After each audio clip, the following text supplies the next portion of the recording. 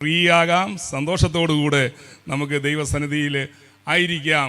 തുടർന്നുള്ള ദൈവവചന ശുശ്രൂഷയ്ക്കായി കർത്താവിൽ വളരെയേറെ പ്രസിദ്ധനായ പാസ്റ്റർ അനീഷ് തോമസ് അവറുകളെ ദൈവനാമത്തിൽ ഞാൻ മുൻപോട്ട് ക്ഷണിക്കുന്നു. നമുക്ക് കരങ്ങളെ അടിച്ച് ബഹുമാന്യ ദൈവദാസനെ സ്വീകരിക്കാം.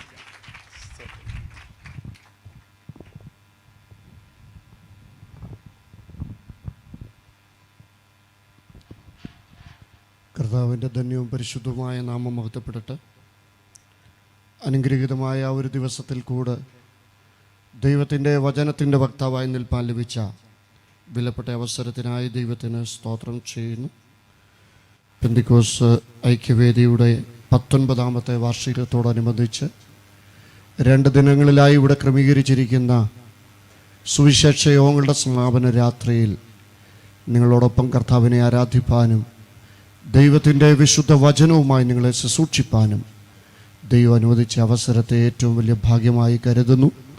പ്രത്യേകിച്ചും ഈ രാത്രി യോഗത്തിന് അനുഗ്രഹീതമായ നിലയിൽ അധ്യക്ഷത വഹിക്കുന്ന കർത്തൃദാസൻ പ്രിയ പാസ്റ്റർ ജെഫി വർഗീസ്, അപ്പോൾ തന്നെ മറ്റനുഗ്രഹീതരായ കർത്തൃദാസന്മാരുടെ ഒരു നീണ്ട നിര വേദിയിലും സദസ്സിലുമായി കാണുന്നു.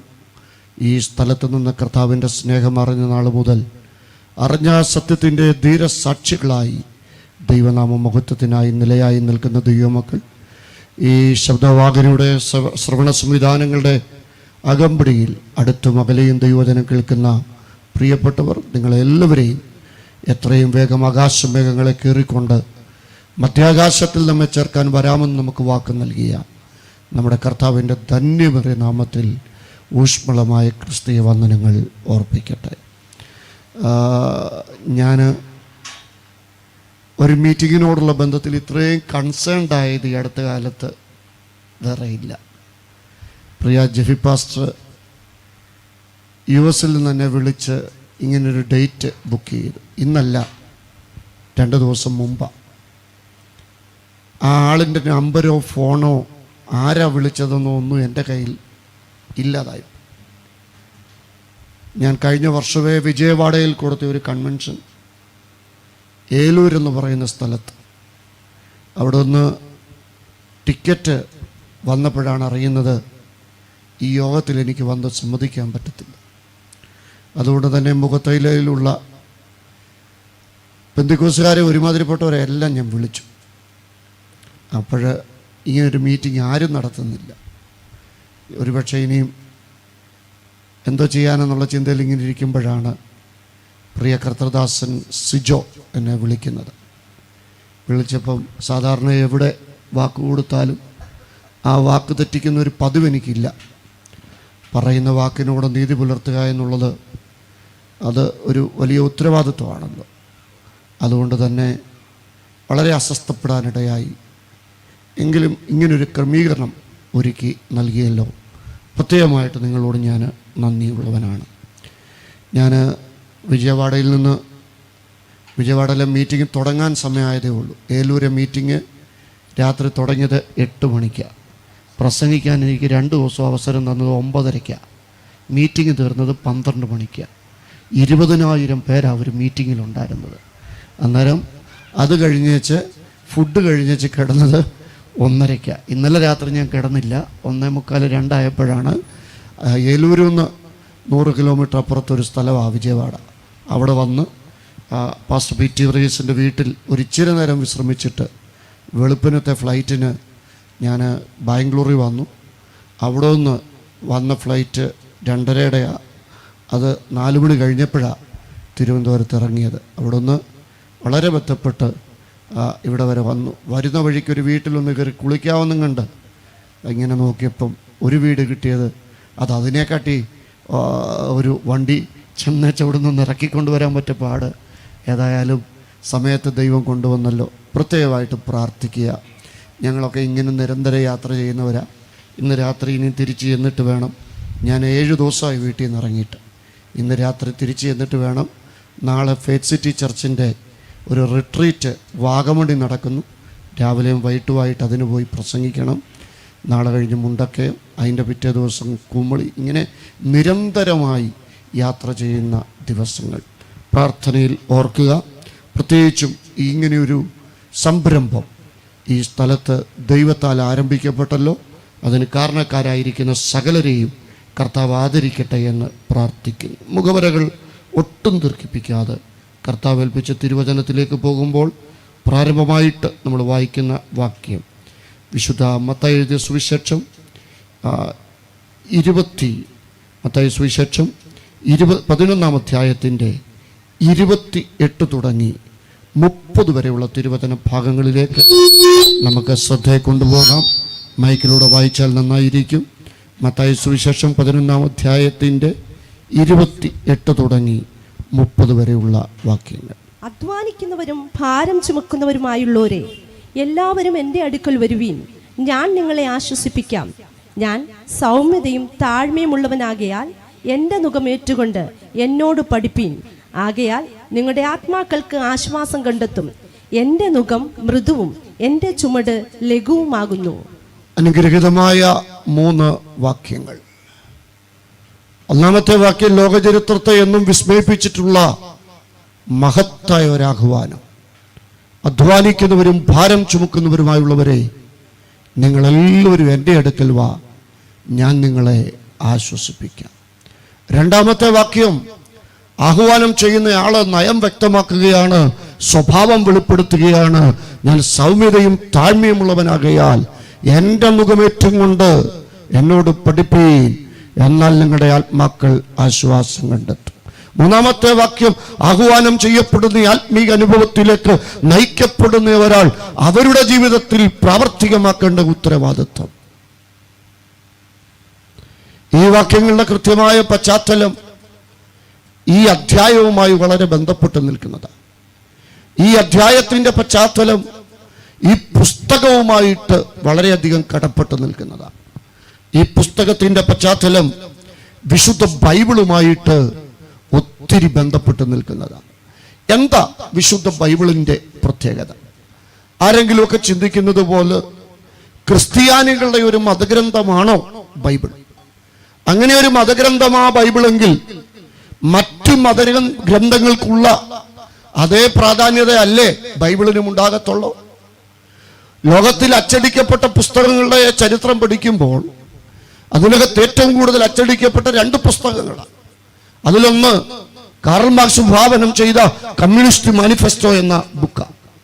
ആ ബുക്ക് അച്ചടിക്കപ്പെട്ടതിനേക്കാൾ 250 മടങ്ങുകൂടെ കൂടുതൽ അച്ചടിക്കപ്പെട്ട പുസ്തകമാ ഞാൻ പ്രതിദാനം ചെയ്തുകൊണ്ട് സംസാരിക്കുന്ന വിശുദ്ധ ബൈബിൾ. എന്താ ഈ ബൈബിളിന്റെ പ്രത്യേകത? ദൈവം തന്നെത്താൻ മനുഷ്യന് തന്നെ വെളിപ്പെടുത്തുവാൻ ആഗ്രഹിച്ചുകൊണ്ടേയിരുന്നു. മാനവരാശിയോടുള്ള ദൈവിക ഇടപെടലുകളുടെ എഴുതപ്പെട്ട രേഖയാണ് വിശുദ്ധ ബൈബിൾ. പ്രപഞ്ചത്തിന്റെ സൃഷ്ടിപ്പിന്റെ ആരംഭം മുതൽ ലോകത്തിന്റെ അവസാനം വരെയുള്ള ഏത് കാര്യത്തെക്കുറിച്ചും മനുഷ്യന് വളരെ കൃത്യമായ മാർഗനിർദ്ദേശം നൽകുന്ന പുസ്തകമാണ് വിശുദ്ധ തിരുവെഴുത്ത്.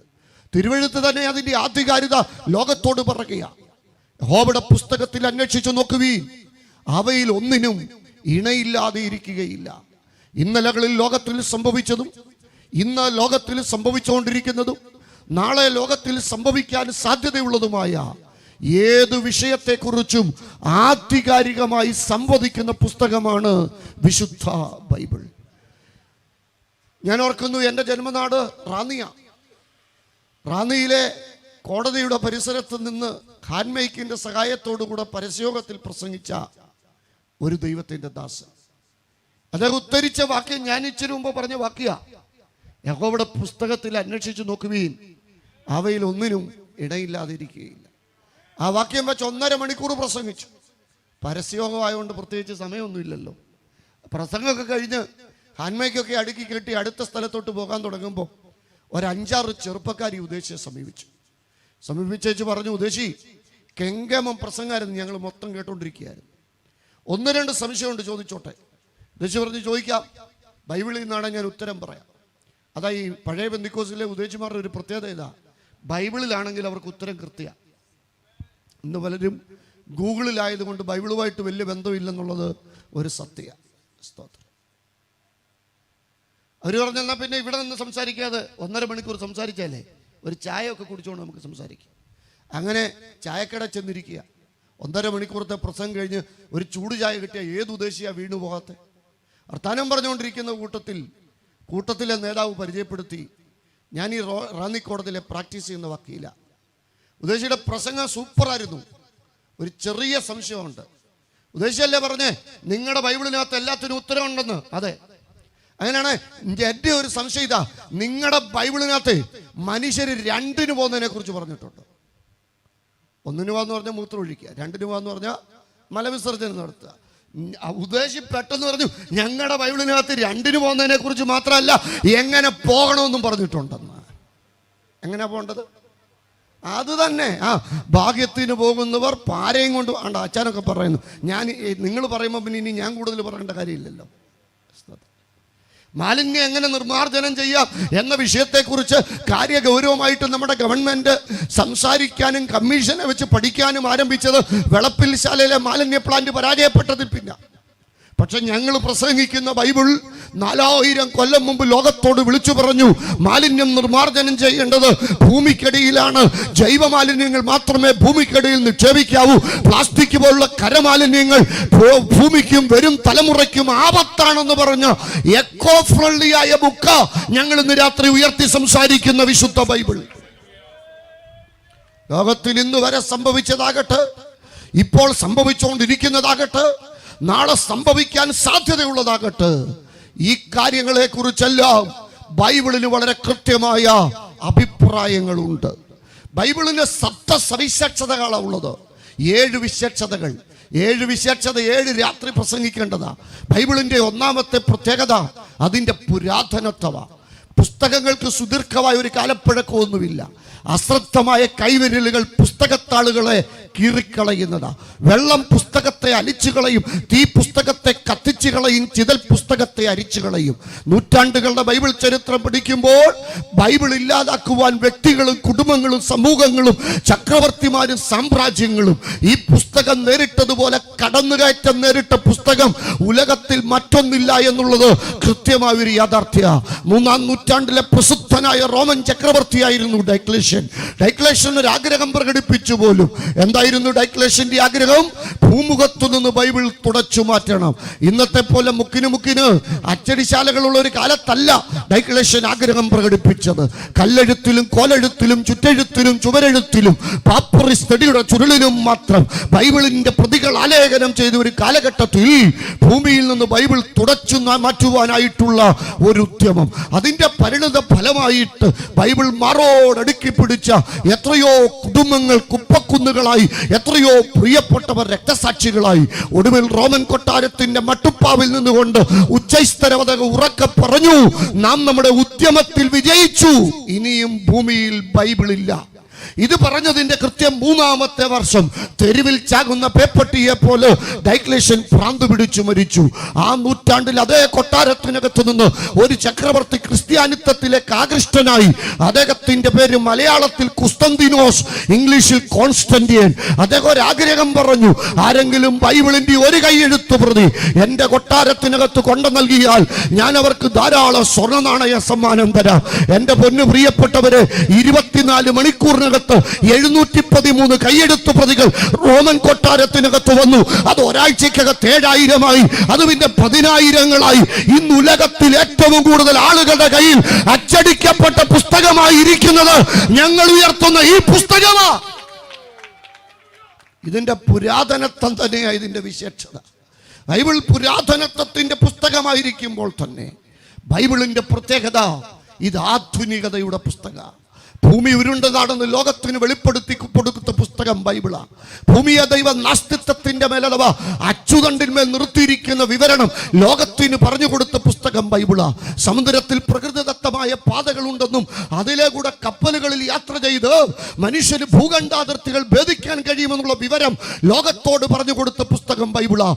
ആകാശത്തിന് അളക്കുവാൻ കഴിയാത്ത അതിരുകളുണ്ടെന്നും അതിനപ്പുറത്തെ കരയിൽ മനുഷ്യന് എത്തിച്ചേരാൻ പറ്റുന്ന കണ്ടുപിടുത്തങ്ങൾക്കുള്ള സാധ്യതകൾ തുറന്നു കൊടുത്ത പുസ്തകം ബൈബിളാ.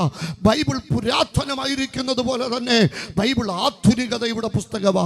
ബൈബിളിന്റെ പുരാതനത്വം പോലെ ബൈബിളിന്റെ ആധുനികത പോലെ ബൈബിളിന്റെ പുസ്തകത്തിന്റെ മൂന്നാമത്തെ പ്രത്യേകതയാണ് ഇതിന്റെ വ്യത്യസ്തത. ഇതുപോലെ വ്യത്യസ്ത വിഷയങ്ങളെ കൈകാര്യം ചെയ്യുന്ന വേറൊരു പുസ്തക ഉലകത്തിലില്ല. ബൈബിൾ ചരിത്ര ഗ്രന്ഥമാണോ എന്ന് ചോദിച്ചാൽ ഹിസ്റ്ററി എന്ന വാക്കുണ്ടായത് ആ ഹിസ്റ്റോറി എന്ന വാക്കിൽ നിന്ന്. ആരുടെ കഥ? അവന്റെ കഥ. എത്ര പേര് ചേർന്ന് പറയൂ? നിത്യതയിലെ നിത്യനിർണയ പ്രകാരം പിതാവിനാൽ അഭിഷക്തനായി കാലത്തിന്റെ തികവിൽ കന്യകയിൽ ജാതനായി കാനാവിന്ന് കാൽവറി വരെ തന്റെ പ്രവർത്തികൾ തികച്ചെടുത്ത് 8 അടി വീതിയും 12 അടി നീളവും 84 കിലോയുമുള്ള ക്രൂശും ചുമന്ന് 14 പ്രാവശ്യം വീണ്ടും എഴുന്നേറ്റ് കാൽവറിയിൽ കിടന്നു എന്ന് കൽക്കരം കലിരുമ്പാണിക്ക് വിരിച്ചു കൊടുത്ത് കാളവണ്ടി ചക്രത്തിന്റെ വലിപ്പമുള്ള കല്ലറയുടെ വാതില് ഉരുട്ടി ഉയർത്തെഴുന്നേറ്റ് ഇന്നും തന്റെ പ്രിയപ്പെട്ടവരായ നമുക്ക് വേണ്ടി പിതാവിന്റെ വലതുഭാഗത്ത് മധ്യസ്ഥത അണയ്ക്കുന്നവനും കൃപ പ്രാപിച്ച വിശുദ്ധന്മാര് പറ, എത്രയും താമസമില്ല തന്റെ ഭക്തന്മാരെ ചേർക്കാൻ. മധ്യാകാശത്തിൽ മടങ്ങി വരുന്നവനുമായ അവന്റെ കഥ. അവനെപ്പോലെ ആരാധ്യൻ ആരുമില്ല. അവന്റെ ഒപ്പം നിൽക്കാൻ ഒരൊറ്റ ആളുമില്ല. ബൈബിൾ പുരാതനത്വത്തിന്റെ പുസ്തക, ബൈബിൾ ആധുനികതയുടെ പുസ്തക, ബൈബിൾ വ്യത്യസ്തതയുടെ പുസ്തക. ബൈബിളിന്റെ 4ാമത്തെ പ്രത്യേകത ഇതിന്റെ ഐക്യതയാ ദൈവദാസന്മാരെ. ബൈബിളിലെ ആദ്യത്തെ പുസ്തകം ഉൽപ്പത്തിയാ, ബൈബിളിലെ അവസാനത്തെ പുസ്തകം വെളിപ്പാട് പുസ്തകം അല്ലേ. ആദ്യത്തെ പുസ്തകം എഴുതിയ ആളും അവസാനത്തെ പുസ്തകം എഴുതിയ ആളും തമ്മിൽ 1500 വർഷത്തെ അന്തര. ആഴ്ച സ്ക്രിപ്റ്റ് എഡിറ്റ് ചെയ്യേണ്ടി വരുന്നുണ്ടോ? ഇല്ല. ആദ്യത്തെ എഴുത്തുകാരൻ പറഞ്ഞു എങ്ങനെ ഇന്ന് കാണുന്ന ഭൂമി ഉണ്ടായെന്ന്. അവസാനത്തെ എഴുത്തുകാരൻ പറയാ ഈ ഭൂമി മാറിവെച്ച് പുതിയൊരു സംവിധാനം ഉണ്ടാവുമെന്ന്. ആദ്യത്തെ എഴുത്തുകാരൻ പറയാ സൂര്യനും ചന്ദ്രനും എങ്ങനെ ആരംഭിച്ചതെന്ന്. ആ അവസാനത്തെ എഴുത്തുകാരൻ പറയാ ഈ സിസ്റ്റം മാറിവെച്ച് പുതിയൊരു സംവിധാനം. ഇതന്നെ ഇത്ര ഐക്യത. ഇത് ചുമ്മാ ഊഹാഭോഗത്തിൽ എഴുതിയതല്ല. കള്ളിന്റെയും കഞ്ചാവിന്റെയും പുറത്ത് എഴുതുന്ന സ്ക്രിപ്റ്റ് ഒക്കെ തിരുത്തപ്പെടും. പക്ഷെ ഈ പുസ്തകം എഴുതിയത് തേജസ്സിന്റെ മഹത്വം കണ്ടവരായി എഴുതിയത്. ആടുകളുമായിട്ടൊക്കെ പോയപ്പോ ഒരേ ഒരാഗ്രഹം, എനിക്ക് അങ്ങയുടെ തേജസ് ഒന്ന് കാണണം. കർത്താവ് പറഞ്ഞ അങ്ങനെയൊന്നും കാണാൻ പറ്റത്തില്ല. അവൻ പറഞ്ഞ് എൻ്റെ ഏറ്റവും വലിയ കൊതിയ. അങ്ങനെയാണ് പിന്നെ ഒരു കാര്യം ചെയ്യും, ഞാൻ നടന്നു പോകുമ്പോൾ നീ മുഖത്തൊരു മുടുപട വിട്ടു, അങ്ങോട്ട് പോകുന്ന വഴിക്ക് ഞാൻ പോകുന്നതിൻ്റെ പുറം നിനക്ക് കാണാൻ പറ്റും. അവൻ പറഞ്ഞു പുറമായാലും കുഴപ്പമില്ലെന്ന് കണ്ടാൽ മതി. കർത്താവിനെ കാണുന്നതിനിപ്പോൾ പുറമൊന്നും അകമൊന്നുമല്ല ഉണ്ട്, കണ്ടാൽ മതി. കണ്ടവൻ ആ ചരിത്രത്തിൻ്റെ പിന്നാമ്പുറത്തെ 5 പുസ്തകം എഴുതിയത്. പുറം കണ്ടവൻ 5 പുസ്തകം എഴുതി. അപ്പം വേറത്തെ മുന്നിലത്തെ പുസ്തകങ്ങളങ്ങ് എഴുതി. അപ്പം ഇന്ന് രാത്രി എനിക്ക് പറയാനുള്ള കാര്യം ഇതാ, പുറകാണേലും മുന്നാണേലും എന്തേലുമൊക്കെ എഴുതണമെങ്കിൽ, എന്തേലുമൊക്കെ എഴുതി ചേർക്കണമെങ്കിൽ തേജസ് കണ്ടോന് മാത്രമേ ഇതൊക്കെ ചെയ്യാൻ പറ്റത്തുള്ളൂ. ഈ കേരളത്തിലെ ബന്ധികോസാർക്കൊക്കെ ഒരു ധാരണയുണ്ട്, വിദ്യാഭ്യാസവും പിന്നെ ഇച്ചിരി വെളുപ്പും ചോമ്പും ഇച്ചിരി കഴിവും. വെറുതെ ഞാൻ ഇന്നലെ ലജ്ജിച്ചു. വിജയവാഡയിലെ സഭ 45 പ്രവർത്തനം, 20,000 പേര് കൂടുന്ന ഒരു ഗ്രൗണ്ട്, അവിടുത്തെ സിസ്റ്റം ഫുള്ള് എന്ന് പറഞ്ഞാൽ എന്തോ സംഭവം എന്ന് പറയും. 20,000 പേരെ സിസ്റ്റം അച്ഛനെന്ന് ഓർത്ത് നോക്കി. ഈ എന്തോ ഒന്ന് പോയി ചുമ്മാതാണേലും ഒന്ന് പോണം. ഈ ആരാ പാസ്റ്ററെന്നറിയാം, 48 വയസ്സേ ഉള്ളൂ. ഈ കുഷ്ഠരോഗം വന്ന് അളിഞ്ഞ് പുഴുത്ത് വീട്ടുകാർ കൊണ്ട് ഒരു മരച്ചോട്ടി കൊണ്ട് ഉപേക്ഷിച്ചതാ. അവിടെ കിടപ്പുഴ കർത്താവ് തൊട്ടത്. ആ മനുഷ്യനെ ഞാനിപ്പം പറയുമ്പോൾ നിങ്ങൾ പറയും തള്ളാന്ന് പറയും, പക്ഷെ തള്ളും ഒന്നുമല്ല. റെക്കോർഡുണ്ട്. ഈ കൊറോണ വരുന്നതിനെ കുറിച്ച് പ്രവചിച്ച ഒരു പ്രവാചകനാണ് തെലുങ്കിൽ. ഇതുപോലെ സോളമൻ രാജു ഒന്ന് അടിച്ചു നോക്കിയാൽ മതി യൂട്യൂബിൽ. ദൈവത്തിന് സ്തോത്രം. ദൈവം ഉപയോഗിക്കുന്ന മനുഷ്യർ ഇന്നും ഉണ്ട്. ദൈവത്തിന് ഒരുത്തനെ ഉപയോഗിക്കാൻ ഒരു പ്രസ്ഥാനത്തിൻ്റെ ലേബലും വേണ്ട, ആരുടെ അച്ചാരവും വേണ്ട. നീ അവൻ്റെ മഹത്വം ഒന്ന് കാണാനായിട്ട് ഏൽപ്പിച്ചു കൊടുത്താൽ. ഞാൻ കുറച്ച് അറിവ് പറഞ്ഞേച്ചു പോകാൻ വന്നതല്ല ഇന്ന് രാത്രി. ഇവിടെ അവിടുത്തെ മഹത്വം കൊതിക്കുന്ന എത്ര ദൈവമക്കൾ ഇതിനകത്തിരിപ്പുണ്ട്. ഈ രാത്രി യോഗം തീരുന്നതിന് മുമ്പ് പെന്തക്കോസ്തിന്റെ ശക്തി എനിക്ക് എന്റെ ശുശ്രൂഷയിലൊന്ന് അനുഭവിച്ചറിയണമെന്ന് കൊതിയുള്ള എത്ര അഭിഷേകന്മാർ.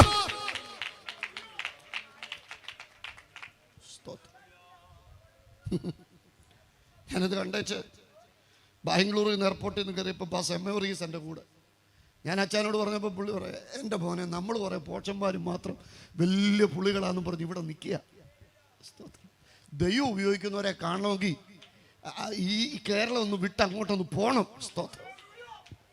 ഇവിടെ ദൈവം ഉപയോഗിക്കുന്ന ഒരു തലമുറ എഴുന്നേക്കും. ഇന്ന് രാത്രി കൊതിക്കുന്നവരെ ഓർത്ത് ഞാൻ ദൈവത്തെ സ്തുതിക്കുക.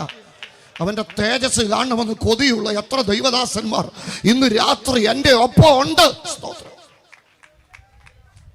Hallelujah, hallelujah, hallelujah. ബൈബിൾ പുരാതനത്വത്തിൻ്റെ പുസ്തകം, ബൈബിൾ ആധുനികതയുടെ പുസ്തക, ബൈബിൾ വ്യത്യസ്തതയുടെ പുസ്തക, ബൈബിൾ ഐക്യതയുടെ പുസ്തക. ബൈബിളിൻ്റെ അഞ്ചാമത്തെ പ്രത്യേകത ബൈബിളിൻ്റെ സ്വാധീനത തന്നെയാണ്. എന്താ ബൈബിളിൻ്റെ സ്വാധീനത? ബൈബിൾ ഒരിക്കലും ഒരു മനുഷ്യനെ ദൈവമാക്കുന്ന പുസ്തകമല്ല. 100 കൊല്ലം ഇതും ചുമന്നുകൊണ്ട് നടന്നാലും ഇത് ചുമന്നുകൊണ്ട് നടന്നവരാരും ആരാകത്തില്ല, ദൈവമാകത്തില്ല. ഇതിൻ്റെ ഒരു വലിയ പ്രശ്നമാണ്. ആൾ ദൈവങ്ങൾക്ക് നോ ഹോപ്പായി ഇതിനകത്ത്. ആരെയും ദൈവമാക്കത്ത. ബൈബിളിൻ്റെ വേറൊരു കുഴപ്പമുണ്ട്. ആരെയും ദൈവമാക്കത്തില്ലെന്നതുപോലെ തന്നെ ബൈബിളിൻ്റെ ഒരു പ്രത്യേകത, ബൈബിൾ വായിച്ചവരാരും ഒരു മൃഗമാകത്തില്ല. ബൈബിൾ വായിച്ചാൽ പിന്നെ ഞാൻ ബോംബുണ്ടാക്കാൻ പഠിച്ചെന്ന് പറഞ്ഞ് ഒരു തീവ്രവാദിയെ പോലും ഇന്നുവരെ പറ്റത്തില്ല. ബൈബിൾ ഏറ്റവും കൂടുതൽ വിശ്വസിക്കുന്നവരാണ് പെന്തിക്കോസ്തുകാരായ ഞങ്ങളുടെയൊക്കെ പ്രത്യേകത കണ്ടോ. ഞാൻ 44 വയസ്സുള്ള ഒരു ഉദ്ദേശിയാണ്. 11ാമത്തെ വയസ്സിൽ ഈ പ്രസംഗം തുടങ്ങിയതാണ്. 33 വർഷം കഴിഞ്ഞു. ഇതുകൊണ്ട് ഈ പുസ്തകം എന്നെ സ്വാധീനിച്ചുകൊണ്ടുള്ള ഗുണം എന്നാ, ഞാൻ ജനിച്ചത് റാന്നിയിലെ ഒരു കുടിയേറ്റ കുടുംബത്തിലാണ്. പാസ്റ്റർ, കുടിയേറ്റക്കാരെന്ന് പറഞ്ഞാൽ അർത്ഥം അറിയാമല്ലോ, കുടിക്ക് ഒരു കുറവില്ലാത്തവരാണ്. അങ്ങനത്തെ ഒരു കുടുംബത്തിൽ നിന്നാണ് ദൈവകൃപയാൽ കർത്താവിൻ്റെ സ്നേഹം ഞങ്ങളുടെ കുടുംബത്തെ തേടി വന്നത്. അങ്ങനെ വന്നുകൊണ്ട് ഇന്ന് 44 വയസ്സിനകത്ത് ഇന്ന് വരെ ഞാനൊരു സിനിമാ കോട്ടയുടെ അകത്ത് കയറിയിട്ടില്ല. ഞാനൊരു കള്ളുകുപ്പിയെ ഇന്ന് വരെ തൊട്ടിട്ടില്ല. ഞാനൊരു സിഗരറ്റയിൽ ഇന്ന് വരെ പിടിച്ചിട്ടില്ല. അതുകൊണ്ട് ഒറ്റ ഒരുത്തൻ സ്വോത്രം പറഞ്ഞില്ല, പറയത്തില്ല, എനിക്കറിയത്തില്ല. നിങ്ങളെ കൊണ്ട് സ്വോത്രം പറയിപ്പിക്കണം. ഞാൻ ആരെങ്കിലും കൊന്നേച്ച് സെൻട്രൽ ജയിലിൽ പോയി കിടന്നിട്ട് അവിടുന്ന് മാനസാന്തരപ്പെട്ട് വന്നാലേ നിങ്ങൾ എന്ത് ചെയ്യത്തുള്ളൂ. നിങ്ങൾക്കതാ സാക്ഷ്യം. ഞാനിപ്പോൾ എന്നാ ചെയ്യാൻ പറ്റും? പക്ഷെ മക്കളെ, അതൊന്നുമല്ല സാക്ഷ്യം, ഇതാ സാക്ഷ്യം. ഇതെല്ലാം ഉള്ള ദുഷ്ടലോകത്തിൽ അവൻ്റെ മഹിമ കണ്ട സാക്ഷികളായി നിൽക്കുന്നതിന് അപ്പുറം ബൈബിളിൻ്റെ സ്വാധീനത. കള്ളം പറയാൻ പറ്റാത്ത, കള്ളു കുടിക്കാൻ അനുവദിക്കാത്ത, അല്ലേ, ഒരു അകവും പുറവും തികഞ്ഞ വിശുദ്ധനാകാൻ ഒരു മനുഷ്യനെ പ്രേരിപ്പിക്കുന്ന ഒരു പുസ്തകം. സ്തോത്രം. ബൈബിളിൻ്റെ സ്വാധീനത. അപ്പോൾ തന്നെ ബൈബിൾ നൽകുന്ന ഒരു ആശ്വാസമുണ്ട്. പെറ്റതള്ള തൻ്റെ കുഞ്ഞിനെ മറക്കുമോ? ഒരു സ്ത്രീ തൻ്റെ കുഞ്ഞിനോട് കരുണ കാണിക്കാതിരിക്കുമോ? അവൾ മറന്നാലും ഞാൻ നിന്നെ. എല്ലാറ്റിലുപരി ബൈബിളിൻ്റെ ഒരു പ്രത്യാശയുണ്ട്. ആ പ്രത്യാശയെ ഊട്ടി ഉറപ്പിക്കുന്നൊരു വാക്യമാണ് ഞാൻ ഇന്ന് രാത്രി വായിച്ച വാക്യം. അധ്വാനിക്കുന്നവരെ, ഭാരം ചുമക്കുന്നവർ. മനുഷ്യൻ ചുമക്കുന്ന 4 ഭാരങ്ങളെ വളരെ കൃത്യമായിട്ട് ബൈബിൾ പരിചയപ്പെടുത്തും. ഒന്നാമത്തെ ഭാരത്തിൻ്റെ പേര് പാപഭാരമാണ്. രണ്ടാമത്തെ ഭാരത്തിൻ്റെ പേര് രോഗഭാരമാണ്. മൂന്നാമത്തെ ഭാരത്തിൻ്റെ പേര് മതനിയമങ്ങളുടെ ഭാരമെന്നാണ്. നാലാമത്തെ ഭാരത്തിൻ്റെ പേര് ആത്മീക ക്ഷീണാവസ്ഥ എന്ന ഭാരമാണ്. അപ്പം സ്വാഭാവികമായിട്ടും മനുഷ്യൻ ചുമക്കുന്ന 4 തരം ഭാരം: പാപഭാരം, രോഗഭാരം, മതനിയമങ്ങൾ, ആത്മീക ക്ഷീണാവസ്ഥ. ഇതൊക്കെ ചുമക്കുന്ന മനുഷ്യനെ യേശു വിളിക്കുന്ന ഒരു ധന്യമായ പാട്ട് പണ്ട് ദിനകരൻ സാറ് പാടിയിട്ടുണ്ട്. കടന്നു വാ, കടന്നു വാ, യേശു നിന്നെ വിളിക്കുന്നു. പാപഭാരം അനുഭവിക്കുന്നു, രോഗഭാരം അനുഭവിക്കുന്നു, മതനിയമങ്ങളാൽ ബന്ധിതരായിരിക്കുന്നു, ആത്മീക ക്ഷീണാവസ്ഥയുടെ അകത്ത് ഒതുങ്ങിപ്പോയ ഏതു മനുഷ്യനും പ്രത്യാശ നൽകുന്ന സന്ദേശ ബൈബിളിൻ്റെ സന്ദേശം. എന്താ ഈ പാപഭാരത്തിൻ്റെ ഒക്കെ പ്രത്യേകത? പാപഭാരത്തിനൊക്കെ വലിയ പ്രത്യേകതയുണ്ട്. വിലാപങ്ങളെന്ന് പറയുന്ന ഒരു പുസ്തകമുണ്ട് ബൈബിളിൽ. 1-ാം അധ്യായത്തിൻ്റെ 14-ാമത്തെ വാക്യം. അവിടെ എഴുതിയിരിക്കുന്നത് ഇങ്ങനെയാ: എൻ്റെ അതിക്രമങ്ങളുടെ നുകം അവൻ സ്വന്തം കയ്യാൽ പിണച്ചിരിക്കുന്നു. അത് എൻ്റെ കഴുത്തിൽ പിണഞ്ഞിരുന്നു. കർത്താവൻ അത് എൻ്റെ കഴുത്തിൽ പിണഞ്ഞിരുന്നു. കർത്താവ് എതിർത്ത് നിൽക്കുവാൻ കഴിയാത്തവരുടെ കയ്യിൽ നിന്ന് എന്നെ രക്ഷിച്ചിരിക്കുന്നു. യഥാർത്ഥ ട്രാൻസ്ലേഷൻ ഞാനീ പറയുന്നു. അപ്പം മനുഷ്യൻ്റെ കഴുത്തെ പിണഞ്ഞ് അവൻ്റെ ശക്തി ക്ഷയിപ്പിക്കുന്ന നുകമാണ് ഏത്? പാപം.